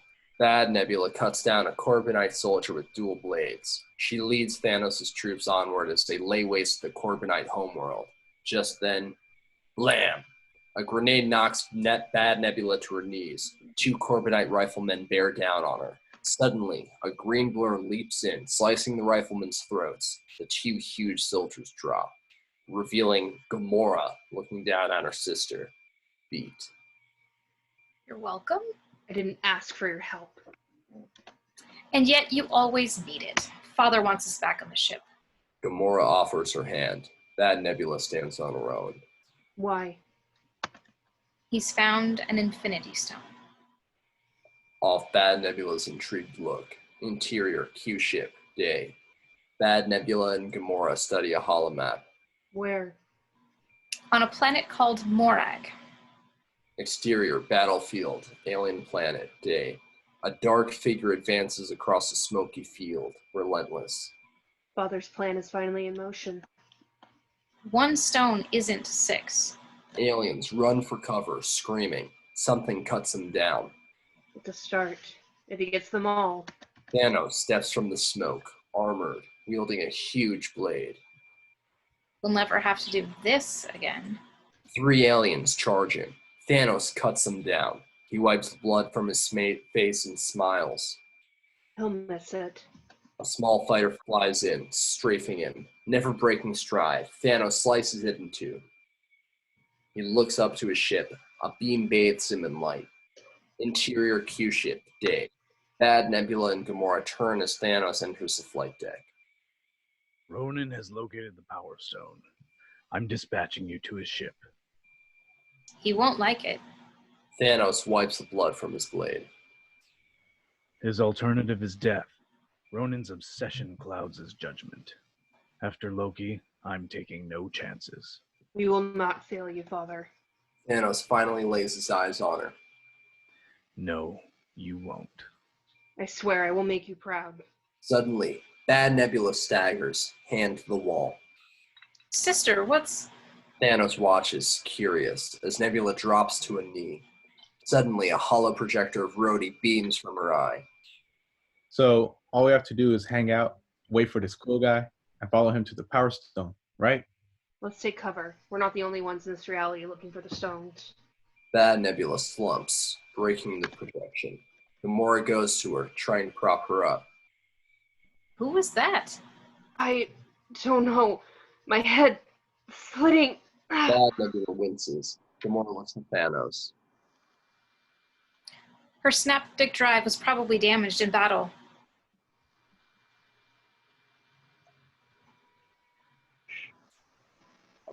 Thanos looks down at Bad Nebula. He gently lifts her head with his blade. Something's not right. Bring her to my ship. Exterior, Stark Tower, penthouse, day. Tony swoops onto the helipad outside the wrecked penthouse. Interior, Stark Tower, penthouse, day. The Mind Stone glows in Loki's scepter. Pull back to see it's in Avengers 1 Natasha's hands, as she stands with Avengers Thor, Steve, Tony, Hulk, and Clint. The iconic shot from Avengers 1, all staring down at Loki. If it's all the same to you, I think I'll have that drink now. From behind cover, Tony peers the backside of the Avengers tableau. Cap, I gotta say, that outfit does nothing for your ass. No one asked you to look, Tony. Reveal Tiny Scott and Tony's shoulder. I think you look great, Cap. As far as I'm concerned, that's America's ass.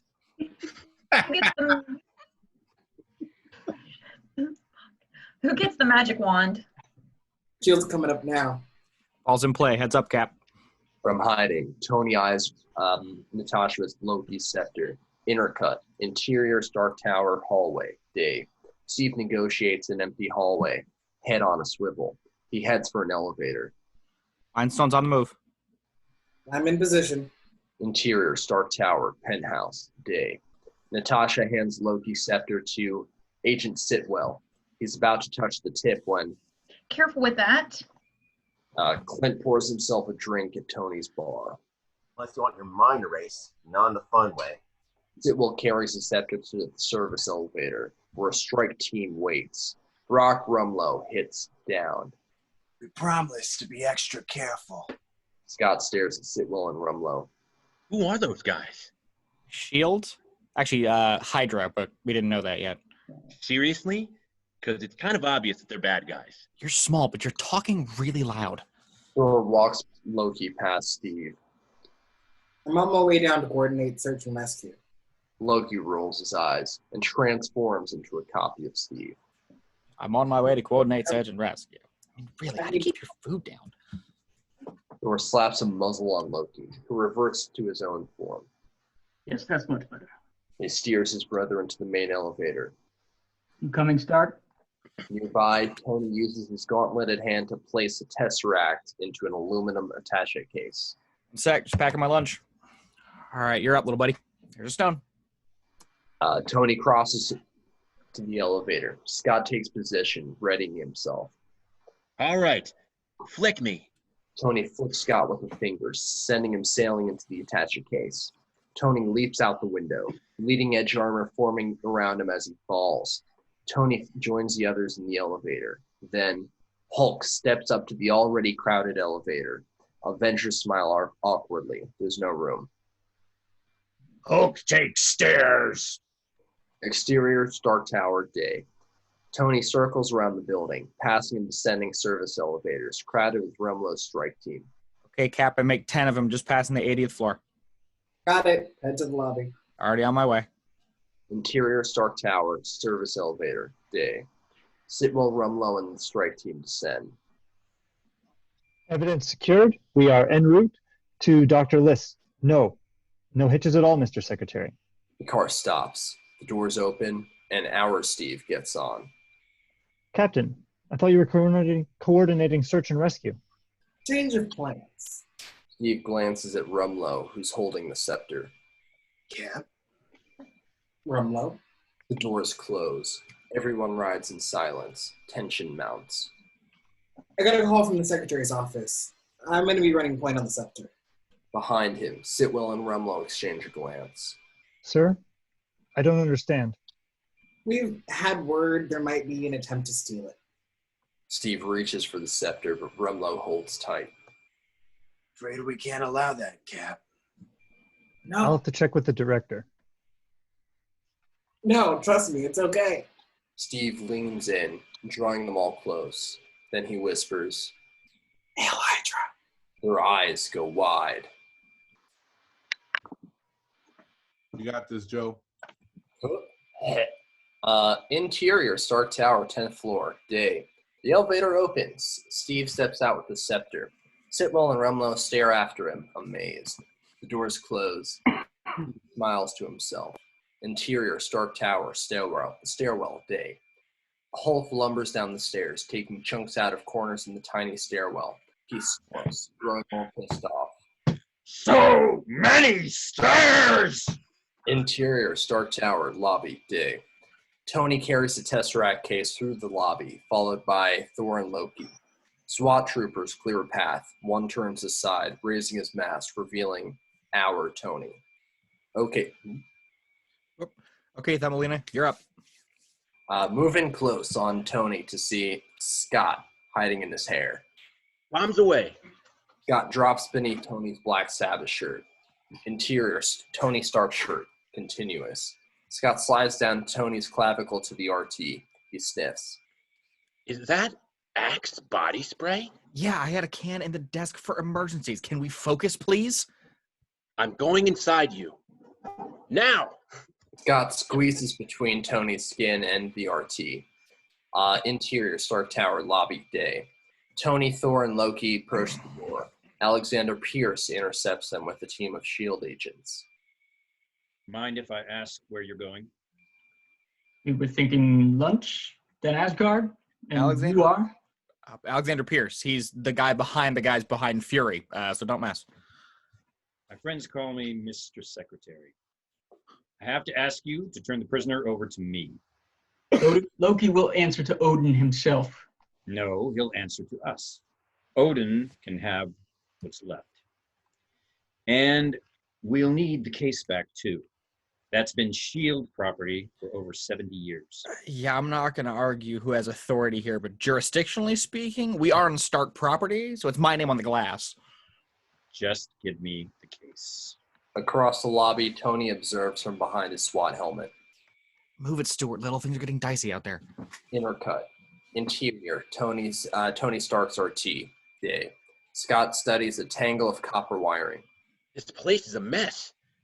You promise you won't die? You're only giving me a minor cardiac dysrhythmia. That doesn't actually sound minor. Tony sees Pierce reaching for Tony's case. Windows closing, pull my plug. Here goes. Scott yanks the wire out of its socket. In the lobby, Tony grips his chest. Stark? Tony seizes, dropping. The Tesseract case clatters to the ground. Pierce and Thor kneel to assist. Medic! Stark, somebody get some help. Is it your chest machine? The lobby buzzes, S.H.I.E.L.D. agents running everywhere. In the bustle, Scott slides out of Tony's sleeve. He shoves the Tesseract case hard. It spins across the floor, right into Tony's hand. Tony walks toward a side door. Meet me in the alleyway. I'm just going to grab a slice at Famous Ray's. But as Tony passes the stairwell door, Hulk bangs it open, smashing Tony in the face, sending him tumbling. Hulk bashes his way through the lobby. The Tesseract case hits the floor, popping open. The Tesseract falls out, spinning past Tiny Scott, stopping at Loki's feet. Loki stares at it in disbelief. He glances at Thor and Pierce, giving Tony first aid. Then Loki calmly reaches down with his manacled hands, grasps the Tesseract, and teleports away. Scott stares, stunned. That wasn't supposed to happen, was it? Thor looks up, realizing. Where's Loki? SHIELD teams fan out, on alert.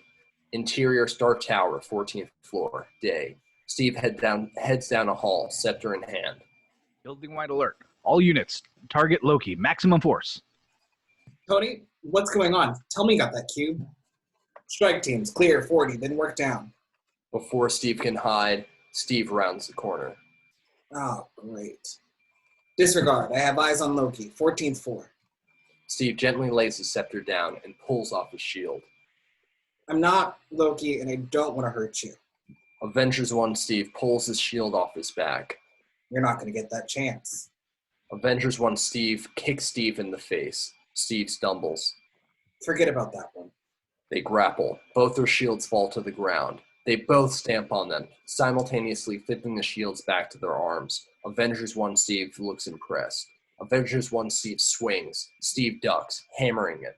Avengers 1 Steve wipes the blood from his lips, squaring off. I can do this all day. Yeah, I know. They battle on. Avengers 1 Steve tackles Steve, knocking his shield aside, ripping open one of Steve's belt compartments. The compass falls out, opening to reveal Peggy's picture. Avengers 1 Steve goes cold. He picks up the compass, flabbergasted. Where did you get this? PX, Camp Lay, 1943. Avengers 1 Steve stares at Steve, eyes narrowing. You've got a lot of nerve. He hammers Steve across the hall. Steve goes skidding. He groans, looking up to see he's inches from the scepter. Avengers 1 Steve moves in. Steve whips around, touching the scepter to Avengers 1 Steve's chest. Avengers 1 Steve's eyes go black. He freezes. Steve stares, panting. Finally picks up the compass from the floor, then considers Avengers 1 Steve's ass. That is America's ass. Exterior, Sanctum Sanctorum, roof, day. Smart Hulk's body lies slumped on an Adirondack chair, a floppy sun hat covering his face. I wish I could help you, Bruce.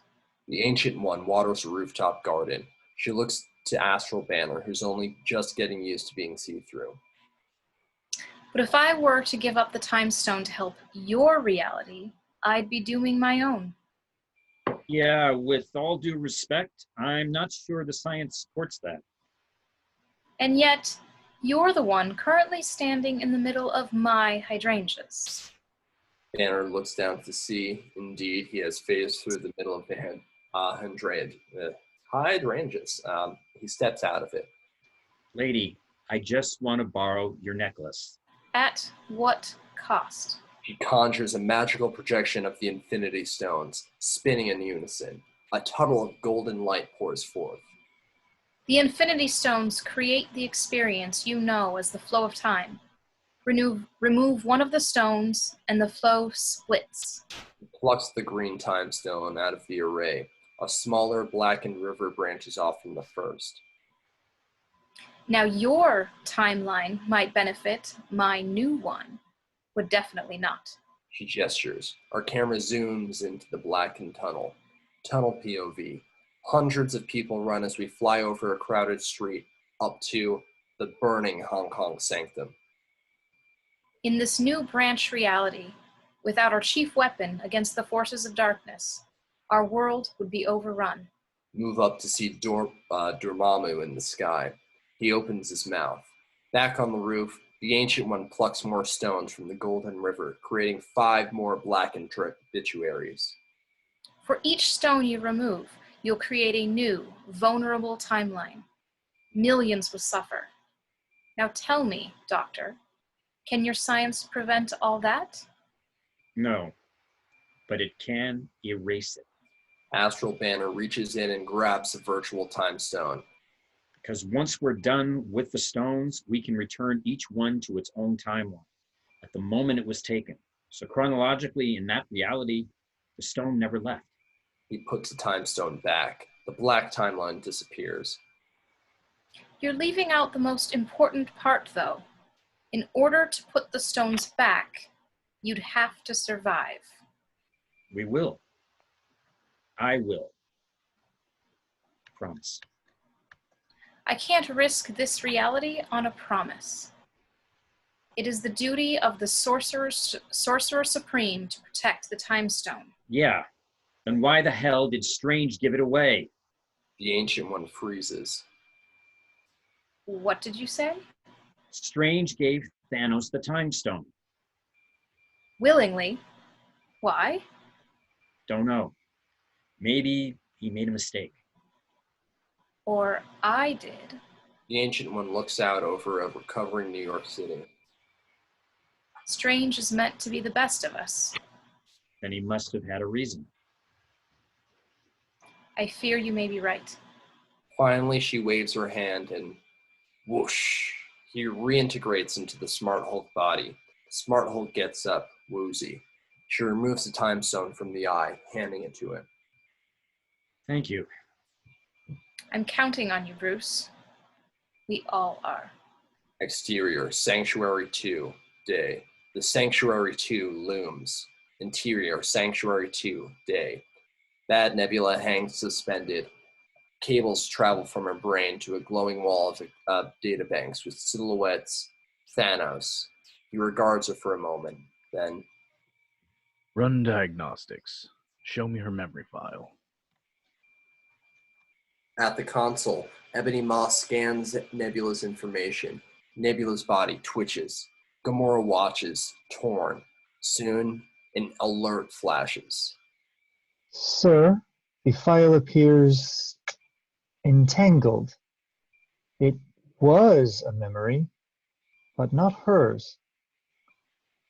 There's another consciousness sharing her network, another Nebula.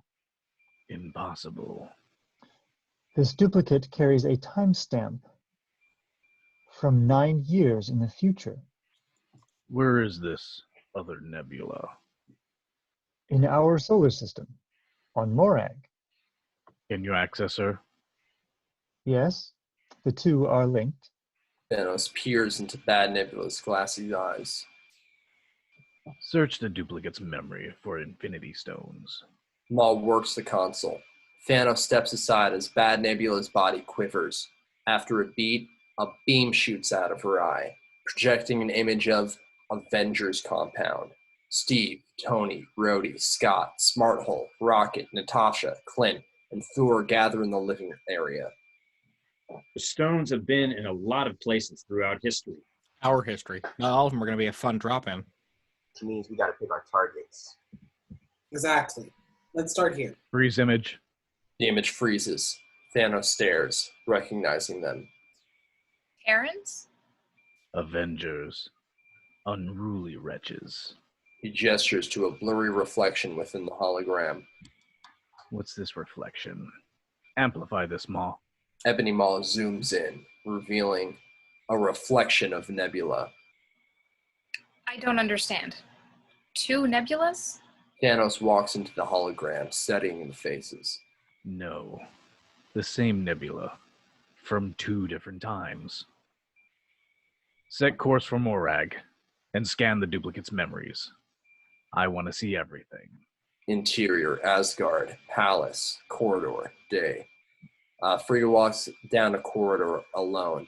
Thor sneaks from column to column, following her. She pauses, sensing something. Thor hides. When he peers again, Frigga is alone. Then he turns around to find Frigga standing beside him. Thor jumps. What are you doing? Mother. What? Nothing. Hello. You're better off leaving the sneaking to your brother. What are you wearing? I always wear this. It's one of my favorites. And what's wrong with your eye? Oh, that. You remember the Battle of Hurricane? Took a broadsword to the face. He trails off, at a loss, staring at his dead mom. Frigga gently lays her hand on his cheek, reading him. Oh, you're not the Thor I know at all, are you? Yes, I am.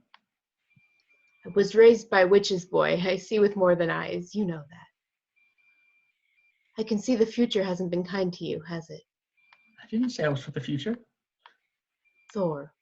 Frigga gives her son a stern, don't lie to me look. Thor stares at his mom a long moment. Then he cracks. I'm totally from the future. Yes, you are. I need to talk to you. We can talk. Frigga grabs Thor by the cloak and yanks him away. Interior, Asgard Palace, Jane Foster's chamber, day. Close on a pair of modern boots beneath an Asgardian gown. Tilt up to find Jane Foster. She studies the outfit. Behind her, Rocket raises the extraction device over his head, about to jab. Interior, Asgard Palace, Frigga's chamber, day. Frigga sits with Thor in her chambers. And then it was done. His head over there, body over there, me in the middle, just an idiot with an axe. You're no idiot. You're here, aren't you? Seeking counsel from the smartest person in Asgard? Yeah, I guess. An idiot? No. A failure? Absolutely. A little harsh. Quite a colossal one, by the sound of it. Okay, maybe just stop talking. And you know what else that makes you? Just like everyone else. I'm not supposed to be like everyone else, though. Everyone fails at who they're supposed to be, Thor. The measure of a person, of a hero, is how well they succeed at being who they are. Thor stares at her, biting back emotions. I've really missed you, Mom. Interior, Asgard Palace, corridor, day. Rocket tears down the hall, extraction device in hand. I got it! A troop of Einhorn chase after him. Interior, Asgard Palace, day. Thor looks at the observatory. Dark elves will soon attack. I have to tell you something. No, son, you don't. You've come to repair your future, not mine. But your future is none of my business. Thor stares at her, torn. Then Rocket races into the room. Oh, you must be Mom. I got the thing. Come on, we gotta move. Thor looks to Frigga. Wish we had more time. This was a gift. Now go be the man you're meant to be. And eat a salad. Thor smiles. He and Rocket activate their time suits. 3, 2. No, wait. Thor dramatically holds out his hand. A long moment passes. What am I looking at? Sometimes it takes a second. Then Mjolnir sails into her son's hand. She grins, proud. Still worthy. Mother and son look at each other for the last time. Goodbye, Mom. Goodbye, son. Then whoosh, Thor and Rocket disappear.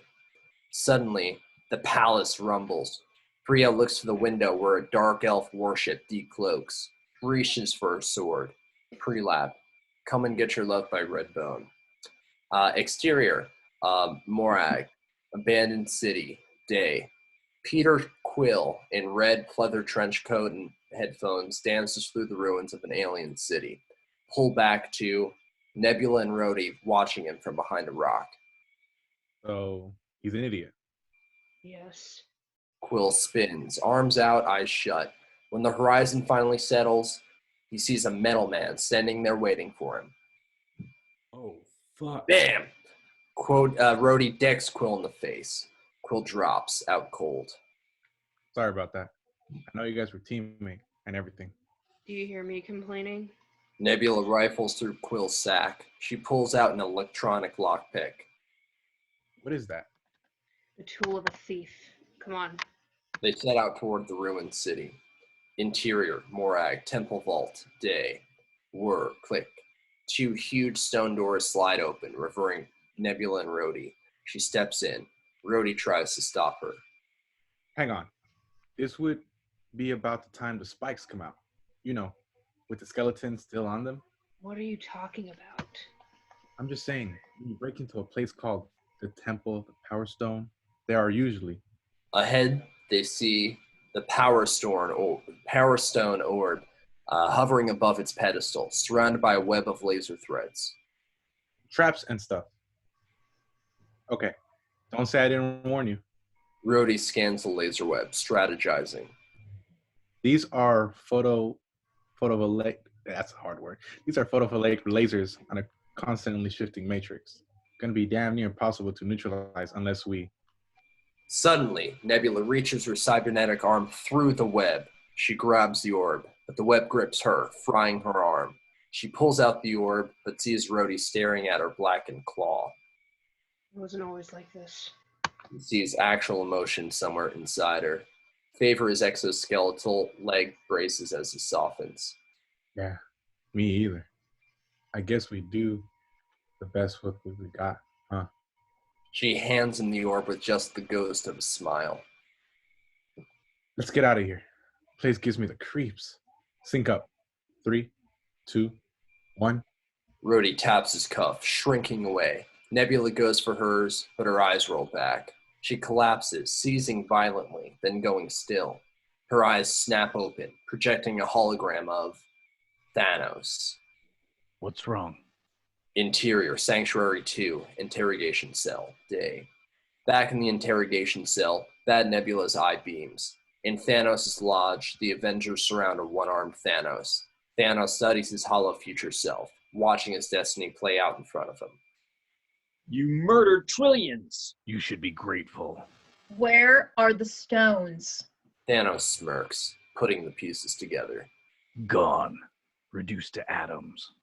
You used them 2 days ago. I used the stones to destroy the stones. The work is done. It always will be. He steps forward, finishing his own thought. I am inevitable. Thanos nods to Ma, who freezes the program.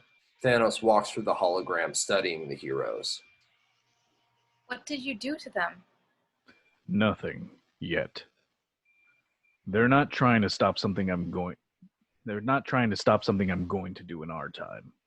They're trying to undo something I've already done in theirs. The stones? I found them all. I won. Tip the cosmic scales to balance. Sire, this is your future? My destiny. He stares, mind whirling. He nods. The memory resumes. He's lying. My father is many things. A liar is not one of them. Thank you, daughter. Perhaps I treated you too. Thor cuts off Thanos' head. The view lingers as Nebula stares at her dead father. Thanos studies his severed head and smiles. And that is destiny fulfilled. Gamora stares, torn, but Ebony Maw fumes at Thanos' behalf. Sire, your daughter is a traitor. Ebony Maw gestures. Cables wrap around Nebula's neck. She awakens, panicked. She looks up at Thanos. No, please, Father, that's not me. I would never betray you, please. Thanos unwraps the cord. He touches his daughter's face. Child, I know. And you'll have a chance to prove it. Interior, Morag Temple Vault, day. Zip. On the floor, Nebula's eyes snap open, horrified. He knows. Exterior, Morag, day. Boots pound across the rocks. Nebula runs flat out, desperate, heading for the escape pod. Interior, escape pod, day. Nebula rushes to the console and opens a communication link. Barton, Romonoff, come in. We have a problem. Thanos knows. Thanos... Suddenly, a shadow falls over the pod. Nebula looks out the cockpit window as a tractor beam pulls the entire pod skyward. Exterior, New York City alley. In the alley, Steve drops down from the building. He hears a whistle. Tony waves from behind a crashed car. We got a problem. Time cut. Steve huddles with Tony and Scott.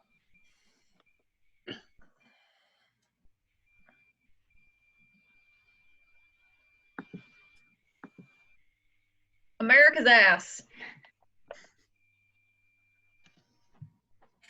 A friend of mine was coming out the closet. It was a whole thing. Where are we? 89. Okay. Yeah, You're a good Very friend. bottom. How Good could for you. I was very confused. And then someone said it was his cousin. It was weird. It got really weird.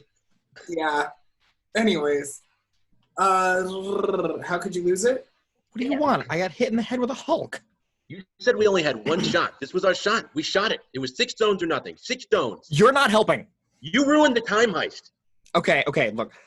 Loki's from Asgard. He's comfortable there. Knows the restaurants. It's a safe bet. He visits home. If we can just grab this door and explain the situation, he and I can fly and... Loki could be anywhere in the universe. We'd be old men before we found him. A Steve and Scott debate. Move in on Tony. Mind whirling. What other options do we have on the Tesseract? Whoa. We don't have any other options. We can't go to other times. No do-overs. We only got 1 particle left, each. Use it now. That's it. Bye-bye. We don't come home. But if we don't try, nobody else comes home either. I got it. There's another way to retake the Tesseract and acquire new particles. Military installation, Garden State.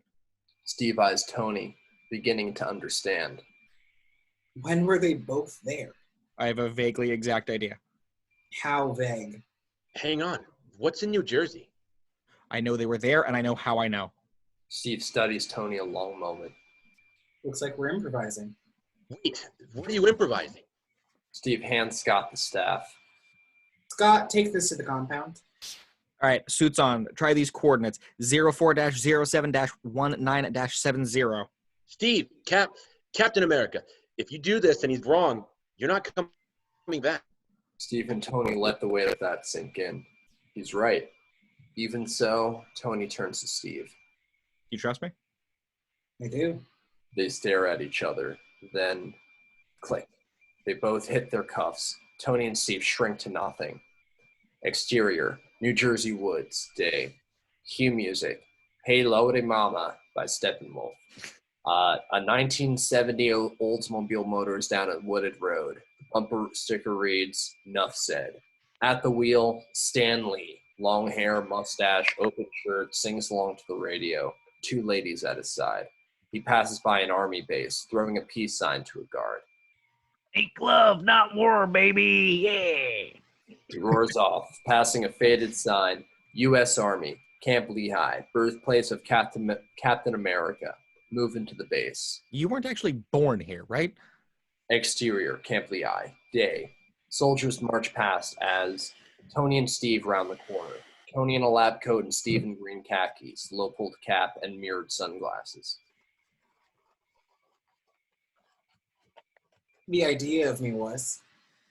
All right, look, if I was S.H.I.E.L.D. and I wanted to hide my quasi-Fanaticist black site, where would I hide it? In plain sight. Steve nods at a man in a gray suit approaching a building. Munitions. He opens the door with a retro tech punch card. Tony touches his glasses. He x-rays into the ground, illuminating 20 floors of secret underground base. Interior Camp Lehigh, elevator, day. Music plays as Steve and Tony ride down with a female S.H.I.E.L.D. agent. She stares awkwardly at Tony. Steve keeps his hat down. Ding. The door's open. Tony exits and turns back to Steve. Good luck with that mission, Captain. Good luck with your project, Doctor. Tony ducks out. The door's closed. The agent turns to Steve. You new here? Not exactly. Interior Camp Lehigh, S.H.I.E.L.D. facility, archives, day. Tony searches high, crowded archive shelves. Come on, you little hexahedron. Where are you hiding? Finally, he spots a high-tech safe. He grabs a briefcase, then nanos a gauntlet, prying the safe's lock. It opens, revealing the Tesseract. Tony smiles. You may not know it now, but someday you're going to be a real pain in the ass. Just then, the archive door opens. Hey, Arnhem, you in here? Tony locks the cube in the briefcase just before Howard Stark appears, carrying roses and a can of sauerkraut. Tony stares, stunned. Hey, I'm looking for Dr. Zola. You seen him? Nope, haven't seen a soul. Tony stands in front of his father, overwhelmed. Howard looks at him, a bit suspicious. I know you? From his pocket, Tony generates a badge out of nanotech. He holds it out. No, sir. Just visiting from MIT. That's so. Got a name? Howard. Easy to remember? Potts. I'm Howard Stark. You seem a little green around the gills, Potts. Need some air? That'd be swell. Tony distractedly walks away, taking the briefcase. Need the briefcase? Pre-lap ringing phone. Interior Camp Lehigh Shield Facility, PIMS Lab, day. Close on, an ant. Phone continues to ring. Then, hello? Pull back. The ant crawls in an ant farm on a lab shelf. Dr. Pym? That would be the number you called, yes. Pan across the shelf to a chart of wasp maturation. This is Captain Stevens from shipping. We have a package for you. Keep panning to a prototype Ant-Man helmet. So bring it up. That's the thing, sir. We can't. Arrive on Hank Pym in brown hair and a lab coat. Maybe I'm confused. Isn't that your job? It's just, sir, the box is glowing, and to be honest, a couple of our male guys aren't feeling great. They didn't open it, did they? Interior, Camp Lehigh, Shield Facility, hallway, day. A door marked Dr. Henry Pym flies open. Hank exits, fuming, brushing past Steve. Steve watches Hank stalk off, then ducks into Hank's lab. Interior, Camp Lehigh, Shield Facility, elevator, day. Howard and Tony step onto an elevator. The door shut. Sauerkraut and a bouquet. Big night planned? My wife's expecting, and too much time at the office. Tony puzzlessly dates it out in his head. Congratulations.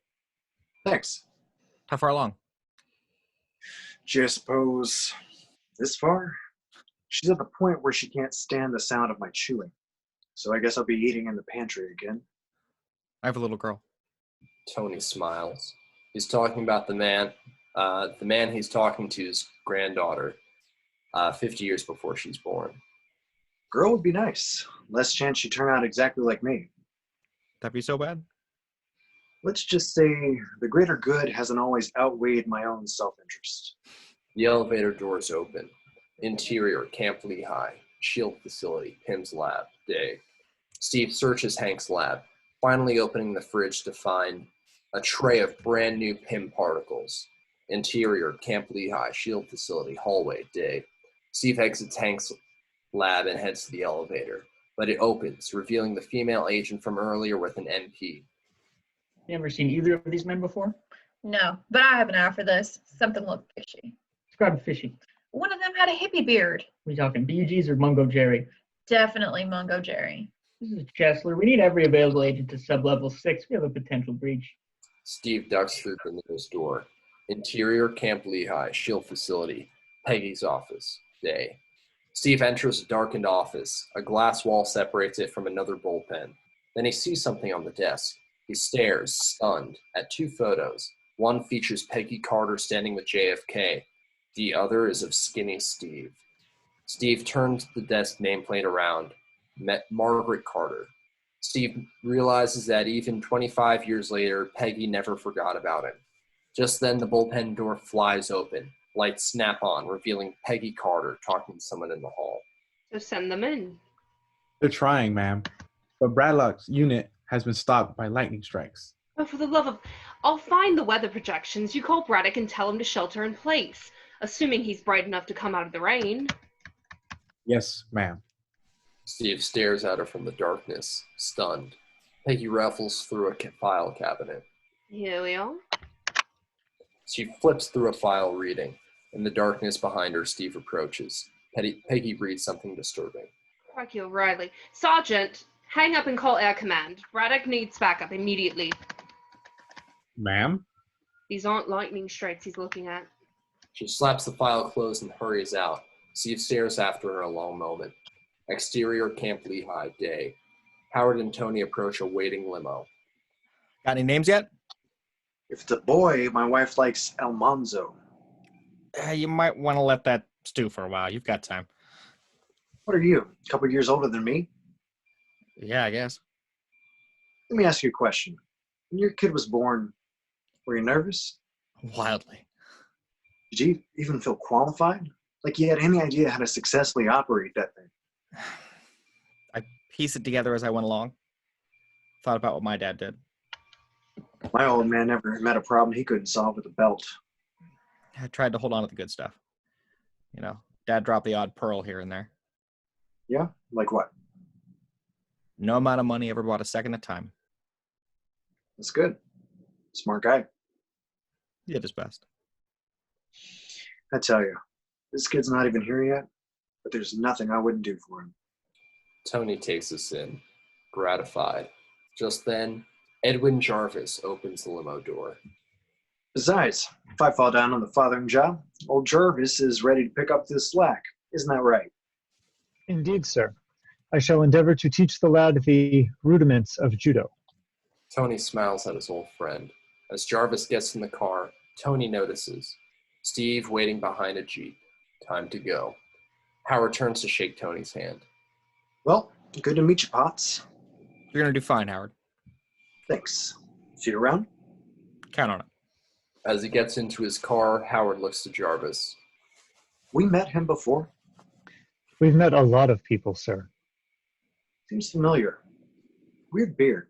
Exterior, Sanctuary 2, space. The Sanctuary 2 cruises ominously through space. Interior, Sanctuary 2, prison cell, day. Whack.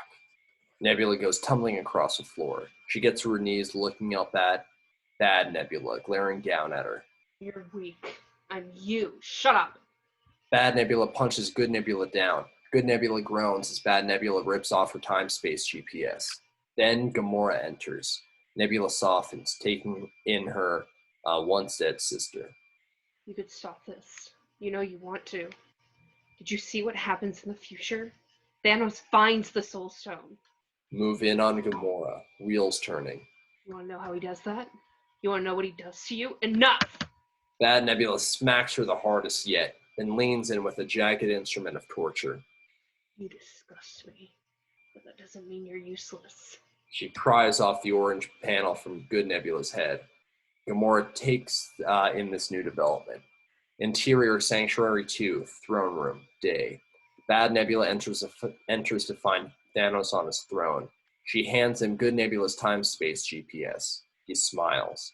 Bad Nebula fixes Good Nebula's orange panel onto her head. How do I look? Exterior, Benatar, space. The Benatar approaches Vormir. Title, Vormir, 2014. Interior, Benatar, flight deck, space. Natasha and Clint stand on the flight deck, staring at the majestic purple planet. You know, under different circumstances, this would be totally awesome. Exterior, Vormir, day. Clint and Natasha eye the Benatar resting on a sand dune. Clint fires a pin particle. Whoosh! The entire ship disappears. Clint lifts the shrunken Benatar and tucks it in his pocket. Clint and Natasha trek across the dunes of Vormir toward the mountain. Exterior, Vormir. Midway up the mountain, day. Natasha and Clint climb, ragged. They approach an archway. Really starting to regret my choice here. Yeah, I'm gonna bet the raccoon didn't have to climb a mountain. I don't think technically he's a raccoon. Whatever, he eats garbage. They hear something. They whirl, weapons up. A hooded figure approaches. I assure you, you have nothing to fear from me. Really? Welcome, Natasha, daughter of Ivan. Clint, son of Edith. Reed here. Who are you? Consider me a guide to you and to all who seek the Soul Stone. Great. You show us where it is and we'll be on our way. The figure removes his hood, revealing the red skull. Oh, Liebchen, if only it were that easy. Exterior, Vormir, mountaintop, day. Start on jagged rocks. Tilt up to see Skull, Natasha, and Clint staring down from the altar. What you seek lies in front of you, as does what you fear. This stone is down there. For one of you, for the other. The stone demands a sacrifice. In order to take it, You must leave behind that which you love. Skull points a bony finger down the well. A soul for a soul. Natasha and Clint stare down the well, stunned. Time cut. Red Skull stares down the well, robes whipping in the wind. Hey, how you doing? Maybe he's full of shit. 50 feet away at the monolith, Natasha and Clint huddle. I don't think so. Why? Because he knew your daddy's name? I didn't. Thanos left here with the stone and without his daughter. You really think that's a coincidence? They both look out at the well, heavy. Whatever it takes. Whatever it takes. Natasha goes to Clint, resolved. If we don't get the stone, billions of people are going to stay dead. And I guess we both know who this has to be. Yeah, guess we do. They take each other's hand. A long goodbye beat, except... I'm starting to think we don't mean the same person, Natasha. For the last 5 years, I've been trying to do one thing. Get to right here. This is all it's been about, bringing everybody back.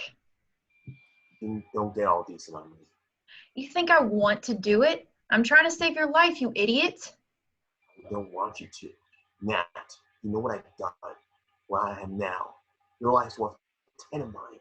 I don't judge people by their worst mistakes. Maybe you should. You didn't. That stops him. He looks in her eyes, then down, giving in. You're a pain in my ass, you know that? She relaxes for the briefest moment. Just then, Clint sweeps out her legs, pinning her down. Tell my family I love them. She reverses, sending him tumbling. Tell them yourself. She fires a widow's bite into his chest and makes a break for the cliff. She's halfway there when, boom, an exploding arrow knocks her off her feet. Clint races past her, leaping off the edge of the cliff. Just as he falls, Natasha tackles him in midair. They drop, but Natasha shoots her grappling line into the cliff. They slam into the cliffside. She attaches the other end of her grappling line to Clint's belt, saving his life. She slides, but he reaches out and grabs her, saving hers. Damn you. They hang there a long, terrible moment. Clint's grasp starts to loosen. Finally, she looks him in the eye. Let me go. No, please no. The two friends stare at each other, a lifetime between them. It's okay. Natasha, no. Then, Natasha Romanoff kicks off the cliff wall, yanking out of Clint's grasp. She falls. Clint dangles from the grappling hook, staring down, helpless, stifling a scream. Whoosh! The whole world goes white. Exterior Vormir, bottom of the mountain, day. When the light fades, Clint lies floating in space. The camera rotates until we see it's a reflection of the sky. Clint lies in the pool at the base of the mountain.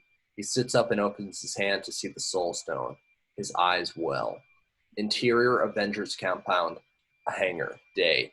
The pencil finally clatters to a stop as, whoosh, Clint grows into the present alongside the others.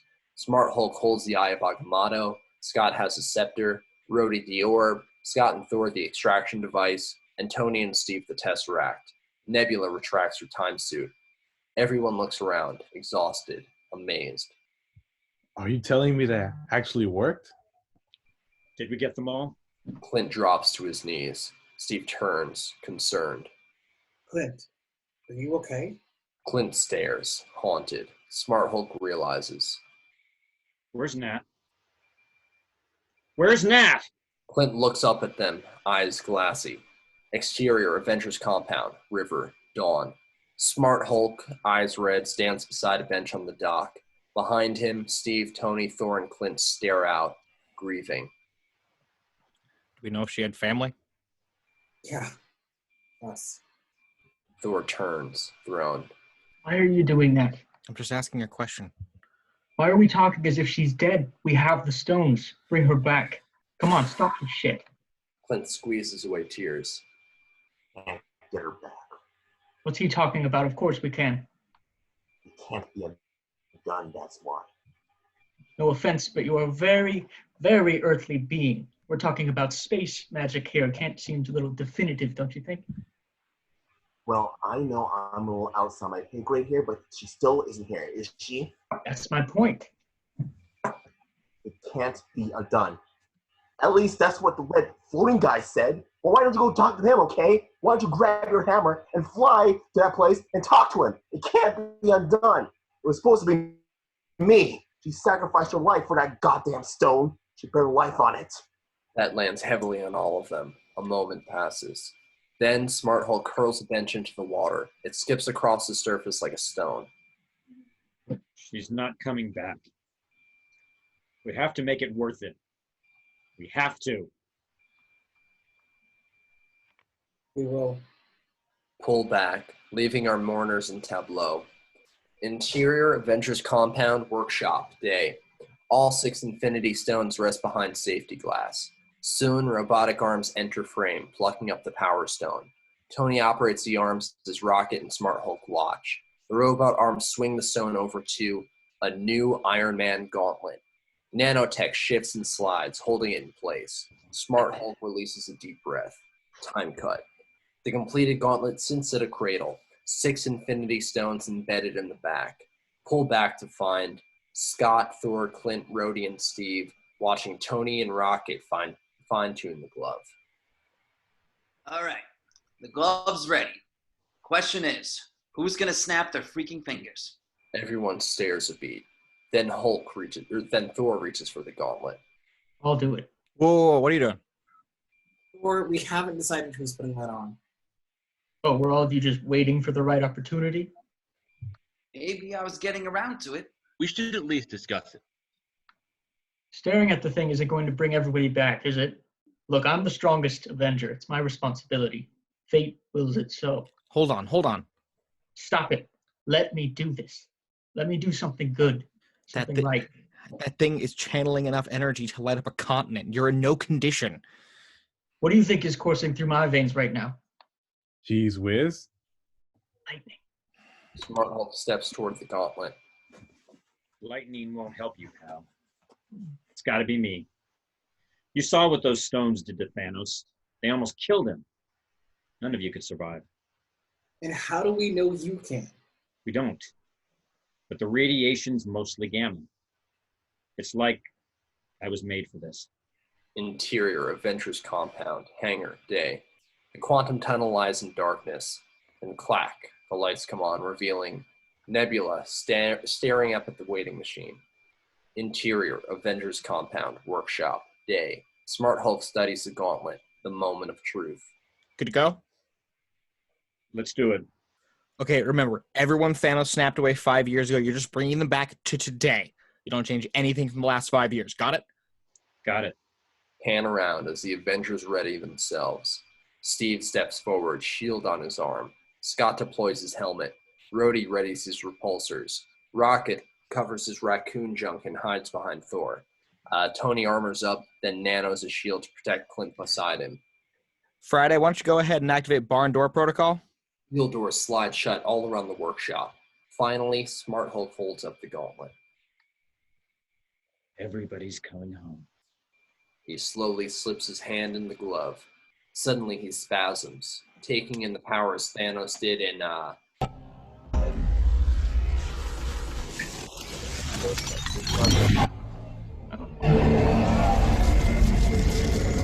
What's happening? Take it off. Take it off.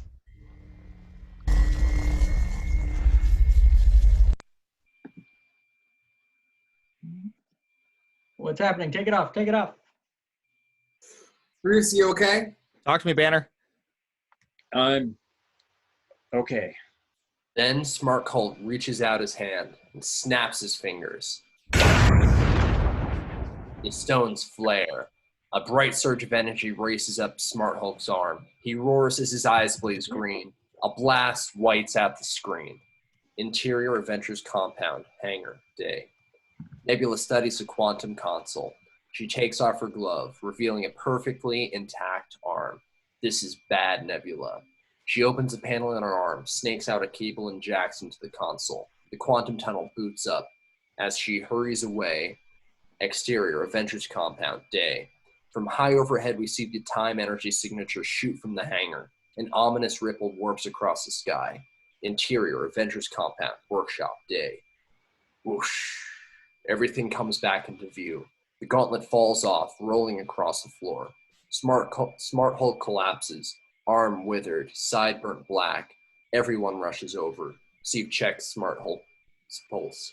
Bruce! Don't move him. Then the blast doors open, revealing the sound of chirping. Scott walked towards the courtyard.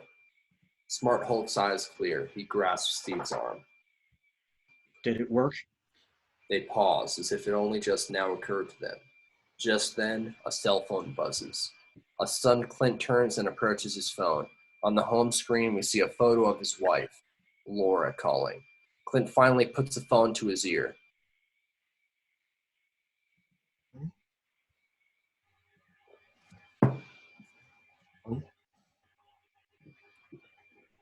Clint finally puts the phone to his ear. Is that me? Hawkeye? I see. He said the line like 3 times now. Oh, I didn't hear him, sorry. Honey? At the window, Scott stares at a bird feeder. Dozens of cardinals and finches nibble on the seed. Guys, I think it... Boom! The building explodes. Debris swallows the camera. Exterior Avengers compound. Day. A mushroom cloud billows over Avengers compound. Exterior Avengers compound crater. Day. Nothing moves. The smoke clears, revealing a bombed-out crater a mile wide. Avengers compound has been destroyed. Then the light changes, and the Sanctuary 2 parts the clouds. It hovers over the ruins like a vulture. An energy beam drops to the ground, releasing Thanos, flanked by a squad of Outriders. The Mad Titan looks around at the devastation he has wrought. Daughter.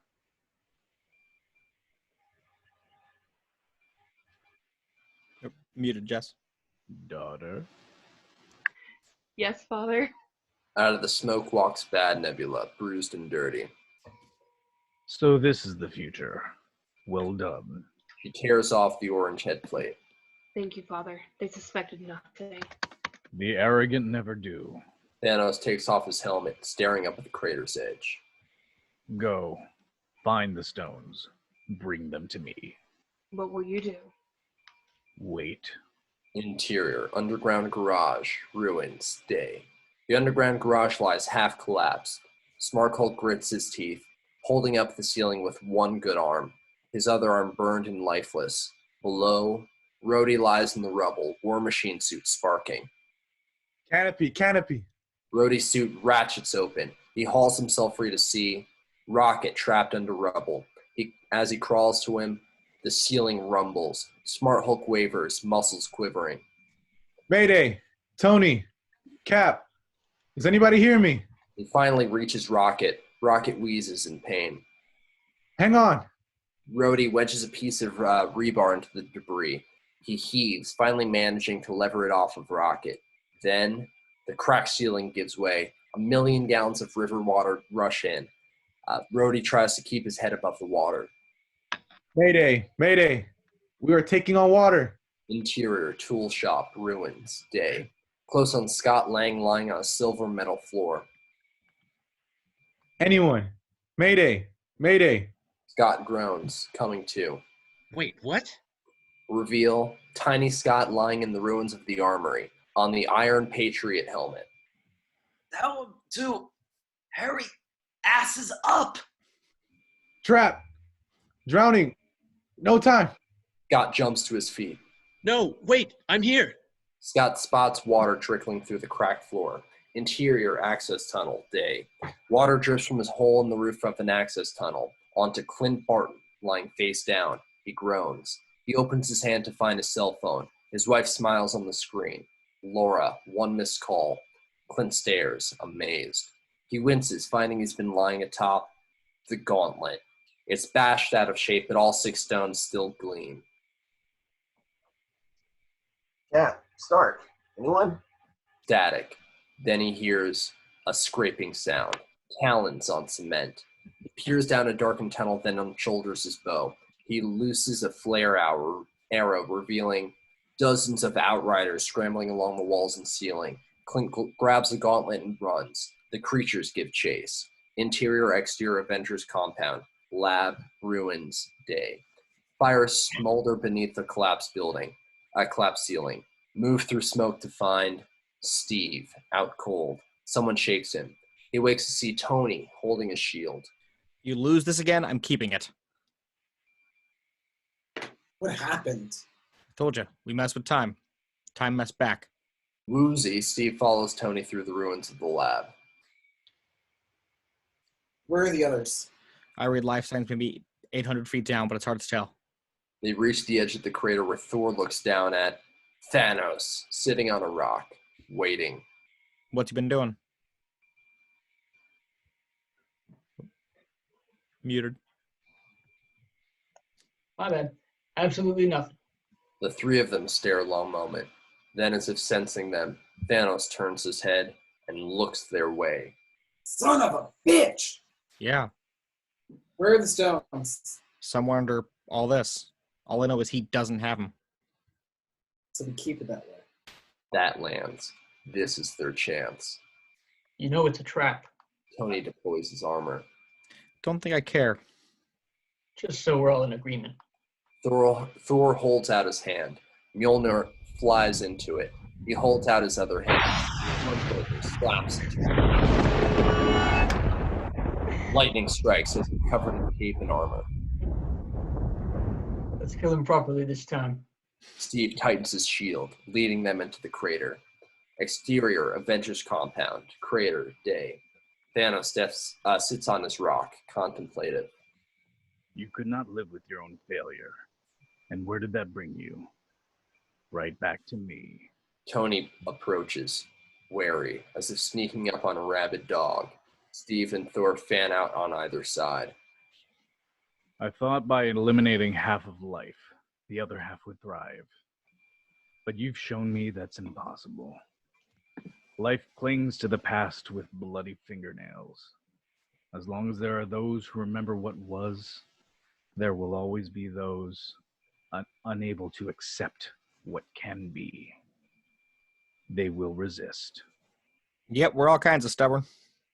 I'm thankful, because now I know what I must do. Thanos reaches for his helmet. I will shred this universe down to its last atom. And then, with the stones you've collected for me, create a new one, teeming with life, that knows not what it has lost, but only what it has been given. A grateful universe. Born out of blood. Thanos studies Steve as if seeing him for the first time. They'll never know it. Thanos draws a blade off his back, towering over them. Because you won't be alive to tell them. Tony glances over at Steve. Ready? Steve nods. Just as Thor charges Thanos, wham! All three Avengers attack using their skills in concert. Thanos stumbles on his heels. The heroes punish him relentless. Pull up through the haze to the Sanctuary 2. Interior Sanctuary 2 interrogation cell. Day. Nebula huddles alone in a prison cell. After a beat, the doors ratchet open. She stares into the shadows.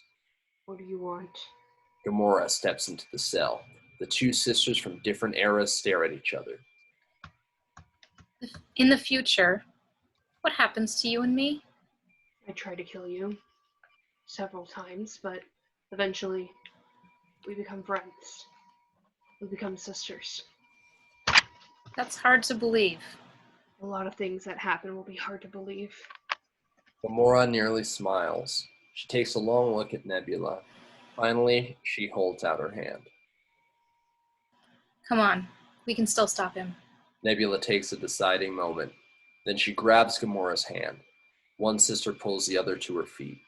Interior underground garage, ruins, day. Smart Hulk strains against the ceiling. Rhodey hangs onto a pipe as the water rises. Rhodey! Rocket! Get out of here! Save yourselves! Rocket surfaces from below, gasping. No good. Couldn't even find a hole small enough to abandon you through. Suddenly, Smart Hulk snarls in pain as the ceiling drops a foot. His legs buckle as he struggles against the weight. Finally, he sets his jaw and straightens his legs. Exterior, Avengers compound, crater, continuous. The building rights itself, leveling out. Interior, Avengers compound, ruins, day. A raging river roars through the ruins. After a beat, Scott Lang zooms past, riding a plastic bottle cap. Mayday! Mayday! Hang on, I'm coming! Interior, access tunnel, day. Shrieking outriders chase Barton through the tunnels. Clint affixes arrow charges to the walls as he runs. Just as the outriders are about to overtake him, Clint hits a button on his bow, detonating the charges, bringing the roof down on top of the outriders. Clint rolls, coming up directly underneath a vertical shaft. A cluster of outriders escape the collapse, lunging for him. Clint shoots a grappling arrow up the shaft, descending. But so do the outriders, skittering up the sides. Clint draws his katana, slashing the aliens just as... Interior, access tunnel, upper chambers, continuous. He tumbles into the upper chamber. He gasps, safe. And he looks up to see Bad Nebula looming over him. Oh, hey, I know you. She gently takes the gauntlet. Father, I have the stones. What? Clint tries to get up, but Nebula puts a boot on his chest and a blaster to his head. Stop. Covering Clint, Bad Nebula turns to see Gamora, gun raised. You're betraying us? Not you. Good Nebula steps from the shadows, hands raised, placating, but Bad Nebula placating.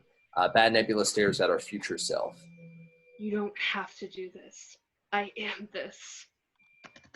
No, you're not. Good Nebula takes a tiny step forward. She taps her head. You've seen what we become. Sister, listen to her. Shut up. You're a traitor. You can change. Bad Nebula struggles, her face a twisted grimace. You won't let me. Bad Nebula fires at Gamora, just as Good Nebula draws a gun and shoots her down. Bad Nebula drops.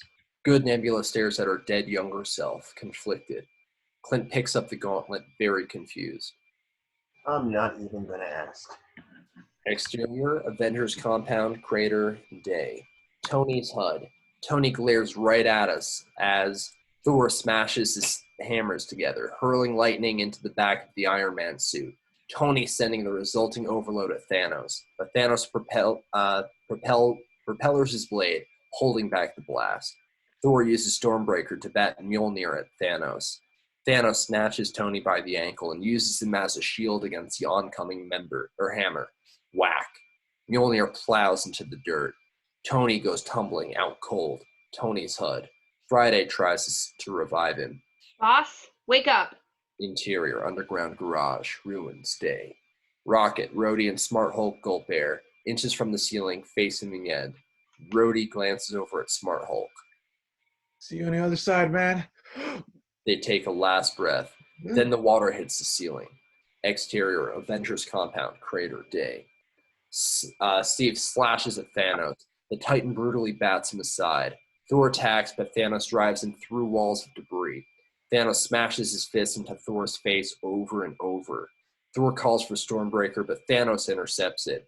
He presses a blade into Thor's chest, trying to drive it home. Then, across the field, Mjolnir rises into the air. Thanos grins, about to finish Thor off, when Mjolnir flies in, knocking the axe out of his hand. Follow the hammer as it flies back to the only other man worthy enough to wield it, Steve Rogers. Half conscious, Thor sees Steve holding Mjolnir. I knew it. Steve attacks, cracking Thanos in the jaw. Thanos tumbles. Before the Titan can get up, he falls down lightning, sends crackling into Thanos' body. Steve leaps, trying to finish Thanos off, but Thanos rolls aside, headbutting Steve backwards. Thanos gets to his feet, a faint smile on his face. He whips off his helmet and attacks Steve with his blade. Blow after blow. It's all Steve can do to get his shield up. Thanos hacks the shield to pieces, finally knocking Steve across the field. Steve lies beaten, half a shield still attached to his arm. In all my years of conquest, Thanos looks out at the very tiny human struggling to stand. of violence and slaughter, it was never personal. Thanos gestures behind him as a rumble echoes. Thousands of aliens ring the lip of the crater. The Black Order leads a platoon of Chitauri, Sakarans, and Outriders. But I'll tell you now, the things I'm about to do to your stubborn, annoying little planet. Q-ships, dropships, necrocraft, and leviathans buzz above. I'm gonna enjoy it. Very, very much. Steve stares at Thanos and his army, and even in the face of such overwhelming odds, he gets to his feet. Thanos stares, almost sad, as Steve tightens the broken shield on his arm and starts walking toward him. One man against thousands, all alone. But just then, Steve's comm crackles. He strains to hear the comm crackle. He struggles to hear the comm crackles again. He can make out a muffled voice. Coming out. Steve shakes his head, trying to clear it. Slowly, sound returns, and the words ring clear. Cap, on your left. Pull back to see a portal opening in the distance. Out of it flies Sam Wilson. Steve watches Sam soar over the field, then turns as even more portals open. From one, Doctor Strange, Peter Quill, Drax, Mantis, Peter Parker, and Kraglin and the Ravagers. From another, T'Challa, Okoye, Shuri, M'Baku, Wanda, Bucky, Groot, and the Wakandan army. From a third, Valkyrie, Korg, Meek, and an Asgardian army. From a fourth, Pepper Potts in rescue armor, Hope Van Dyne, and Wong leading a group of sorcerers. Thor gets to his feet, calling Stormbreaker to his hand as Tony regains consciousness, staring at him. Wong and Strange quickly find each other. Is that everyone? You wanted more? Just then, the ground shakes and rubble explodes upwards as Giant Man bursts from below.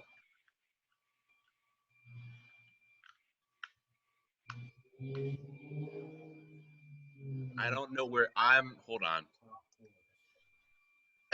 Okay. Top floor, everybody out. He opens his huge hand, releasing Rocket, Smart Hulk, and Rhodey, now in his cosmic Iron Patriot armor.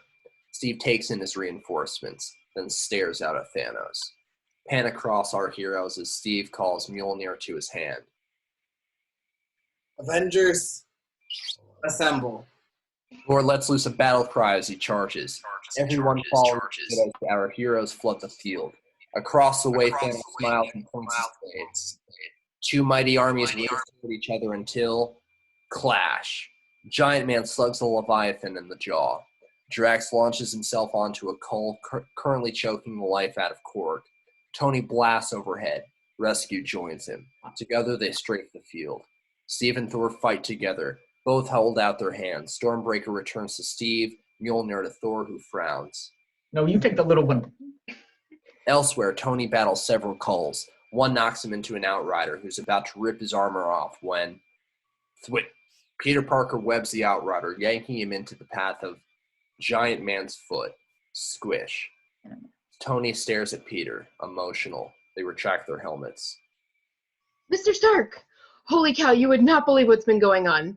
You remember when we were in space and I got all dusty? I must have passed out because I woke up and you weren't there, but Dr. Strange was there and he was like, it's been 5 years, they need us. And he started doing that yellow sparkly thing he does all the time. Tony just wraps his arms around him, smashing Peter's face into his chest plate.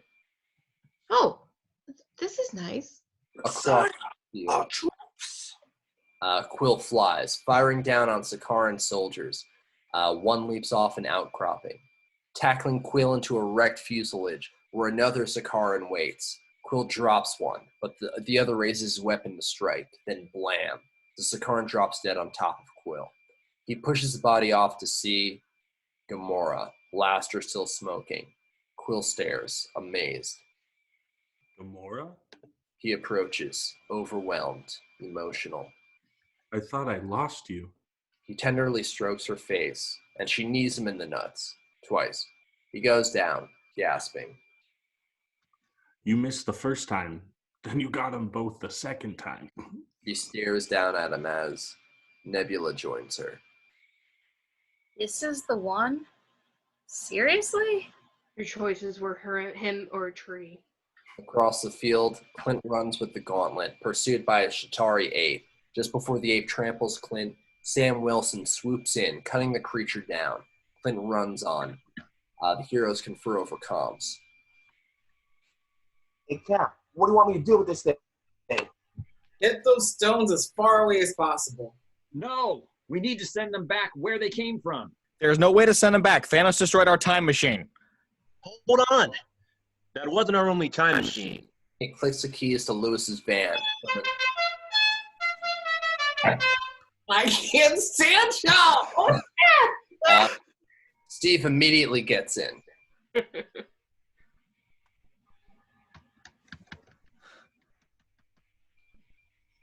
Where we are?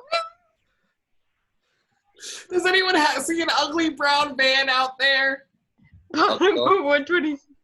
Valkyrie's Yeah, but you're not gonna like where it's parked. Lewis's van sits surrounded by thousands of aliens, deep behind enemy lines. Steve surveys the field. An army stands between them and the van, air and ground choked with engines. Scott, how long do you need to get that thing working? Maybe 10 minutes? Get it started. We'll get the stones to you. On it, Cap. Scott glances at her. Cap? They shrink down and fly away. Tony flies up to Doctor Strange, hovering. Doc, you said we win 1 in 14 million. Is this how it goes down? If I tell you what happens, it won't happen. You better be right. Tony rockets away. Strange coolly watches him go. Across the field, Ebony Maw rushes to Thanos. Sire, the stones. Thanos turns to see Clint fighting through the horde, carrying the gauntlet. A cull hammers Clint, but then T'Challa slashes the cull. Clint, give it to me. Clint hands the gauntlet to T'Challa, who tucks it and runs. Across the field, Scott and Hope fly over a long platoon of Chitauri toward Lewis's van. Interior, exterior Lewis's van continuous. They grow to normal size in the front seat. Out the windshield, Thanos' horde charges at their friends. Ignition's broken. I'll hotwire it. Wait, you know how to do that? Scott splices wires. Sparks fly. I was in prison. I know how to do a lot of things. Exterior, Avengers compound, crater, day. T'Challa races through the horde, but then Thanos knocks him off his feet. The gauntlet goes tumbling. As Thanos moves in on T'Challa, all around wreckage begins to float. Thanos looks up to see Wanda hovering in the air waiting for him. You took everything from me. Thanos takes the blade off his back. I don't even know who you are. Wanda unleashes a storm of... You will. Wanda unleashes a storm of red energy, hurling wreckage at him, as Thanos fights his way through it. T'Challa dives for the fallen gauntlet. Suddenly, Ebony Maw manipulates the earth, pulling the gauntlet toward him. T'Challa wraps himself around the glove, getting dragged. I got it! T'Challa turns to see Peter whizzing past. He hurls the gauntlet, but Peter snatches it out of the air. He lands, only to find himself surrounded by outriders. Activate instant kill! His robotic arms slash with expert precision. Across the field, Wanda lifts Thanos into the air, rips his armor off in pieces, then slams him back into the ground. Thanos groans, unmatched. Rain fire! Wipe them out! Corvus Glaive fights group. But sire, our troops! Just do it! High above, the Sanctuary 2 descends, cannons opening up. Below, Wanda looks up, raising a force field, just as the Sanctuary 2 fires down with everything it has. Sakarans and Japari alike go flying as every square inch gets hit. The barrage hammers the riverbank. Cracks form. Pepper cuts down an alien, then spots something off screen. Is anyone else seeing this? Tony, Smart Hulk, and Gamora turn to see water gushing as the riverbank threatens to collapse. Suddenly, Strange and Wong conjure 2 huge rune shields to shore up the bank. More wizards join, creating a huge rune levee. The Sanctuary 2 maintains its barrage. Across the field, Steve spots Peter Parker gradually being overwhelmed by outriders. I got this! I got this! I don't got this! Hey, Queens, heads up. Steve hurls Mjolnir over the throng. Peter webs on, letting the hammer pull him out of danger. A mortar blast knocks him out of the sky, but Pepper Potts rescues him. Hang on, kid. I've got you. Drags him above the fray, then tosses him to Valkyrie, flying past. Peter perches atop Pegasus. Hey, nice to meet you. Ah! Valkyrie spurs into high gear, dodging cannon fire, but not fast enough. A blast knocks Peter to the ground. He gasps, covered in debris, still clutching the gauntlet. All heroes around the field, the relentless barrage pins down our heroes. All hope is lost. Rocket and Group dive for cover. Group wraps his branches around them both. At least we're going out together this time. Suddenly, everything goes silent. Rocket peers out from cover to see the cannon swiveling up towards the clouds. Sam Wilson flies overhead. What the hell is this? Tony's HUD. Tony flies overhead, searching upward. Friday, what are they firing at? Something just entered the upper atmosphere. Rocket looks up at a comet heading straight for Earth. I am Groot. Rocket grins, knowing what's coming. Just wait for it. Suddenly, the comet veers right towards the ship. Boom! The comet tears through the Sanctuary 2 right out of the other side, revealing Carol Danvers. Oh, yeah! Carol glows brighter as she goes binary, rocketing again through the hull. Boom! The ship lists, engines exploding. Carol eyes the battlefield, exhausted, light fading. Danvers, we're gonna need the assist down here. Rogers. Interior Van Day. Scott twists wires on the quantum tunnel, hot wiring it. I'm almost there. Where's the glove? Exterior Crater Day. Carol lands in front of a dazed Peter Parker who still holds the gauntlet tight. He looks up, confused. Hey, I'm Peter Parker. Hey, Peter Parker. You got something for me? Peter hands it over, staring out at the approaching horde. I don't know how you're gonna get it through all that. Don't worry, kid. Peter turns to see Wanda, Okoye, Gamora, Nebula, Valkyrie, Hope, and Shuri waiting. Wanda's hands begin to glow. She's got help. Carol glances at Pepper and Mantis, then tucks the gauntlet under her arm and leads them out. At the ridge, Thanos spots Women of Marvel blasting through his troops. He tracks her path to the van. Scott kicks the rear doors open, exposing the quantum tunnel. 30 seconds. Thanos understands immediately. He grabs Proxima's spear from her and starts running. Across the field, Ebony Maw sends Wanda tumbling, but Shuri blasts him out of the sky. Cull Obsidian hammers Valkyrie, but Nebula takes him out. Carol keeps going, gauntlet tucked under her arm, getting closer and closer to the van, where the quantum tunnel bursts to life. Across the field, grounded heroes look up to see Carol now just yards away from the goal. She puts her head down, flying for all she's worth, but just as she reaches the gaping van doors, Thanos throws the spear. Boom! The van explodes, sending Scott and Carol flying, taking out some of the wizards holding back the river. Thanos catches Proxima's returning spear. Time slows as Steve, Thor, and Tony spot the gauntlet lying unguarded in the dirt. The problem is, so does Thanos. Time resumes as they all scramble for the stones. They collide. Thanos snatches up the gauntlet, kicking Thor down. Thanos knocks Tony aside, then squeezes the crushed gauntlet, popping it open, just wide enough to fit in his hand inside. Steve lunges, but Thanos throttles him.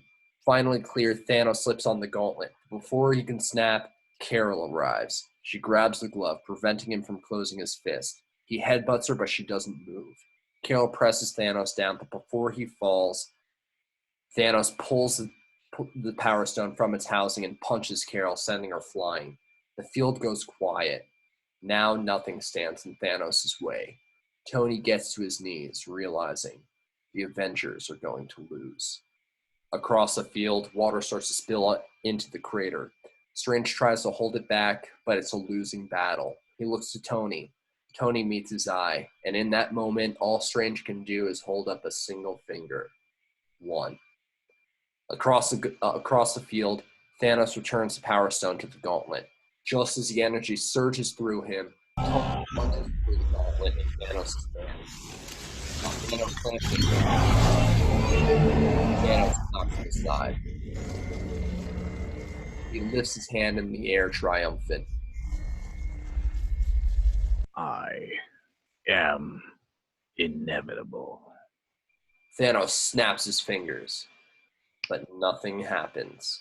Confused, Thanos turns the glove over to find the stones are gone. He looks to see Tony, nanoparticles sliding and shifting, forming a new gauntlet on his own wrist, complete with 6 Infinity Stones. Power surges through Tony, excruciating, but he still lifts his hand.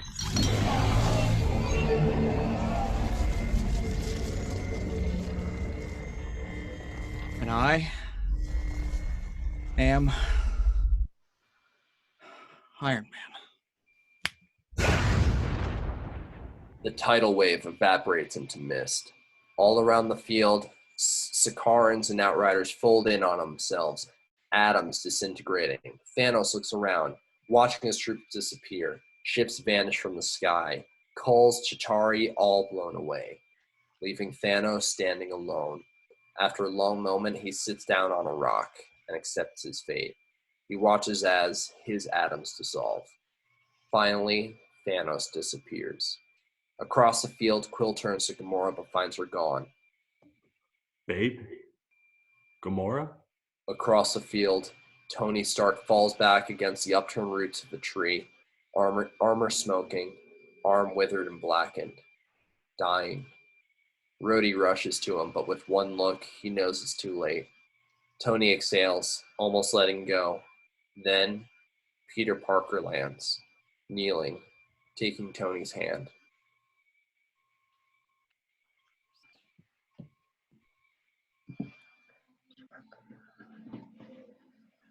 Sean, I think you're muted. Mr. Stark? Tony, it's okay. It's okay. Mr. Stark, we won. You did it, sir. But Tony gazes past him. Rhodey puts his hand on Peter's shoulder, guiding him away. As Pepper arrives, she kneels, heartsick. Hey, Friday, what do we got? Life functions critical. Pepper stares into her husband's eyes and knows. Tony, look at me. We're gonna be okay. He stares at her, tears welling. I'm sorry. She touches his face and leans in to kiss him. You can rest now. When she pulls back, she sees his eyes, fixed and glassy. Everything goes quiet. All around, our heroes gather, the full weight of what's happened dawning on them. Tony Stark is gone. Fade to black. Exterior, high school, New York City, night. Peter Parker enters a hallway teeming with students. He searches a crowd, finally finding Ned Leeds. As they embrace, exterior, San Francisco, night. Fireworks explode over the skyline of San Francisco. Everybody wants a happy ending, but it doesn't always roll that way. Maybe this time. On Cassie's porch, Scott watches with Hope and Cassy, all of them grinning. Exterior, Barton home, front porch, day. 2 bikes lean on the porch of the Barton farmhouse. Then the front door opens, and Cooper and Lila Barton step out. I'm hoping if you play this back, it's a celebration. I hope families are reunited. I hope we get back and something like a normal version of the planet has been restored. If there ever was such a thing. She looks up at Quinjet descending from the sky. Exterior, Wakanda sunset. On the palace balcony, T'Challa embraces his mother, Ramonda. She returns from them to the magnificent sunset. What a world. Universe now. You know, if you told me 10 years ago that we weren't alone, let alone to this extent, I probably wouldn't have been surprised, but come on. Exterior, Barton home, day. The Quinjet touches down. The rear jump door opens, revealing Clint. He stares at Lila and Cooper, overwhelmed. Who knew what epic forces of dark and light would come into play? For better or worse, it's the reality our children have to grow up in. They throw themselves into his arms. He kisses their heads, tears in his eyes. Finally, he looks up to see Laura Barton beaming, tearful, holding 3-year-old Nathaniel's hand. Clint gathers them all into a hug. Interior Stark Eco Compound living room, day. A hologram of Tony Stark projects from an Iron Man helmet onto the table. That's why I thought I'd probably better record a little greeting in the case of an untimely death on my part. I mean, death at any time is untimely, but this time travel thing we're going to try to pull off tomorrow has me scratching my head about the survivability of it all. But that's the hero gig, right? Part of the journey's the end. Reverse to find Pepper, Morgan, Happy Hogan, Rhodey, Thor, Steve, Smart Hulk, and Clint, all dressed in black, watching. What am I tripping for? Everything's going to be just fine. It's going to work out exactly the way it's supposed to. Hollow Tony seems to look out at the gathered heroes, and Morgan in particular. I love you 3,000. He switches off the camera, vanishing. Tears streaming, Pepper kisses Morgan's forehead. Exterior Stark Eco Compound backstairs, day. Pepper and Morgan slowly descend the stairs, carrying an RT ringed with flowers. The Avengers follow, somber. Exterior Stark Eco Compound, lakeside, day. Pepper rests the flowers on the water, close on the RT. Proof that Tony Stark has a heart. Pull back, past Morgan and Happy Hogan, past Steve, Sam, Rhodey, and Wanda, past Clint, Laura, Lila, Cooper, and Nathaniel, past Thor and Smart Hulk, past Scott, Hope, Hank Pym, and Janet Van Dyne, past Peter Parker and Aunt May, past T'Challa, Okoye, and Shuri, past Strange and Wong, past Quill, Nebula, Groot, Mantis, and Rocket, past Bucky Barnes, past Secretary Ross and Harley Keener, past Maria Hill, Carol Danvers, and finally, Nick Fury. The mourners move to the edge of the lake. Exterior Stark Eco Compound, lakeside, day. Later, Clint looks out at the lake. Wanda approaches. I just wish there was some way I could let her know that we won. That we did it. She knows. They both do. Clint puts his arm around her. They stare out at the water. Exterior Stark Eco Compound, porch/backstairs, day. On the porch, Happy Hogan holds Morgan's hand. How you doing, Squirt? You hungry?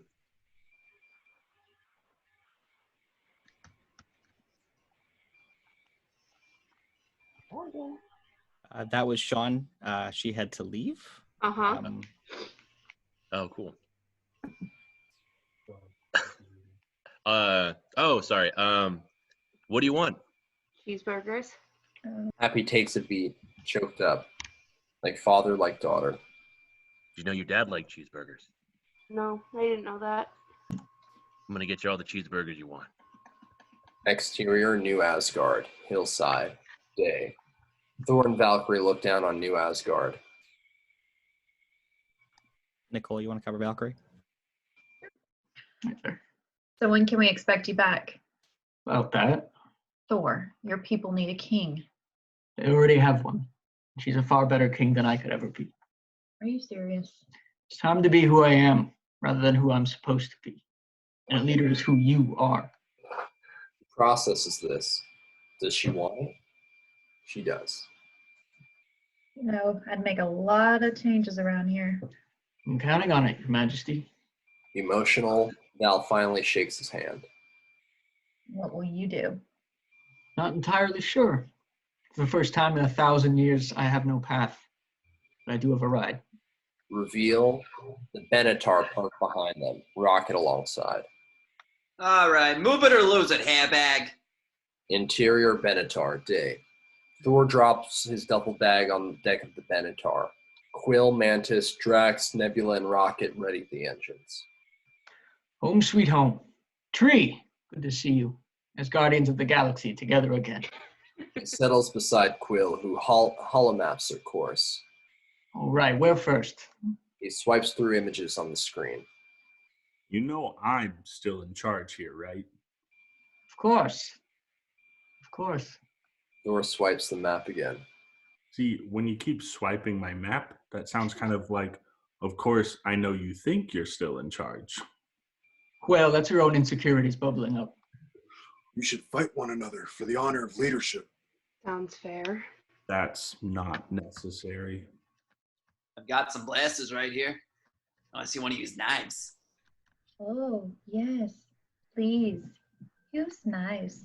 No one's using knives. I am Groot. Quill and Thor exchange nervous laughter. There'll be no knifing young Quail today. Everyone knows who's in charge.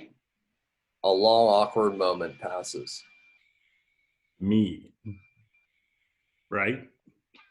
Thor just smiles. Exterior New Asgard, hillside, day. The ship rises. Whoosh. Makes a jump and disappears. Exterior Avengers compound, ruins, day. Construction crews remove rubble from Avengers compound. A command tent stands in a clearing beside. A new quantum tunnel. As Steve, Sam, and Bucky wait, Smart Hulk makes last-minute adjustments. He finally opens a case. The 6 Infinity Stones glow inside. Remember, you'll have to return the stones to the exact moment they were taken. Otherwise, we're still looking at a whole bunch of nasty alternate realities. Got it. I'll clip all of you. I'll clip all the branches. Steve takes the case. You know, I tried. When I had the gauntlet, I really tried to bring her back. I miss her. Me too. You better get going.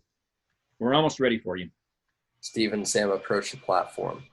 You look a little nervous going by yourself. Ask nicely, and I might just go with you. You're a good man, Sam. But this one's on me. When Steve reaches the platform, Bucky stops him, pointed. Don't do anything stupid till I get back. Okay? I'm gonna change it. How can I? You're taking all the stupid with you. Steve grins. Bucky gives him a long hug. I'm gonna miss you, buddy. It's gonna be okay. Buck. Steve picks up Mjolnir and takes his place on the platform. Sam looks to Smart Hulk at the console. How long is this gonna take? For him, as long as he needs. For us, 5 seconds. Ready, Cap? You're good to go. Meet you right back here, okay? Steve glances at Bucky as he answers. You bet. Going quantum in 3, 2, 1. Steve taps his cup and shrinks to nothing. And returning in 5, 4, 3, 2, 1. Silence. Nothing happens. Where is he? I don't know. He blew past our timestamp. He should be here. Get him back. I'm trying. Get him the hell back. I'm trying. Just then, Bucky looks out to the water. Sam. Sam turns. Exterior Avengers compound, riverbank, continuous. Work crews have cleared a space overlooking the river. There, an old man sits on a bench, staring out at the Hudson. Move around him to find Sam watching from a few yards away. Hey, Cap. Man turns. We now see Steve Rogers, age 112. Hi, Sam. Something go wrong? Or did something go right? I thought after everything that's happened, maybe I should try out some of that life Tony always told me to get. How was it? Steve looks at the river, 112 years of emotion in his face. No, it was beautiful. Happy for you. Really. Thanks. Only thing bumming me out is now I live in a world without Captain America. Steve pulls up a case from beside him, giving it to Sam. That's kind of why I'm here. Sam unzips it, revealing a brand new shield. Where did you even get this? I had a little time to travel. Try it on. Sam hesitates. He glances back at Bucky, nods. Then Sam picks up the shield and puts it on. How does it feel? Like it's someone else's. It isn't. Sam tries to check his emotion. He shakes Steve's hand. Thank you. I'll try my best. Steve rests his other hand on Sam's. That's why it's yours.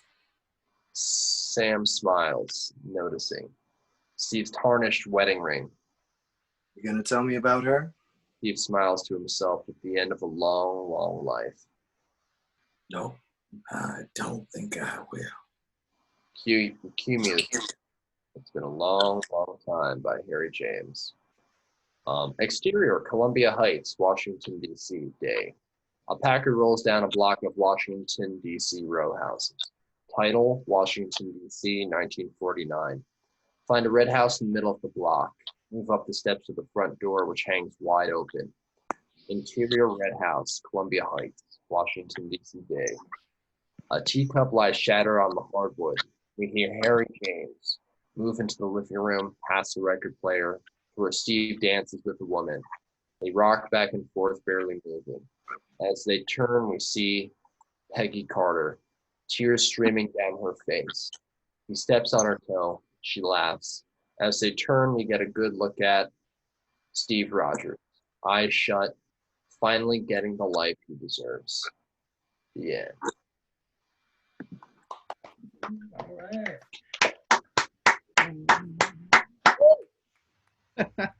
Wow. No.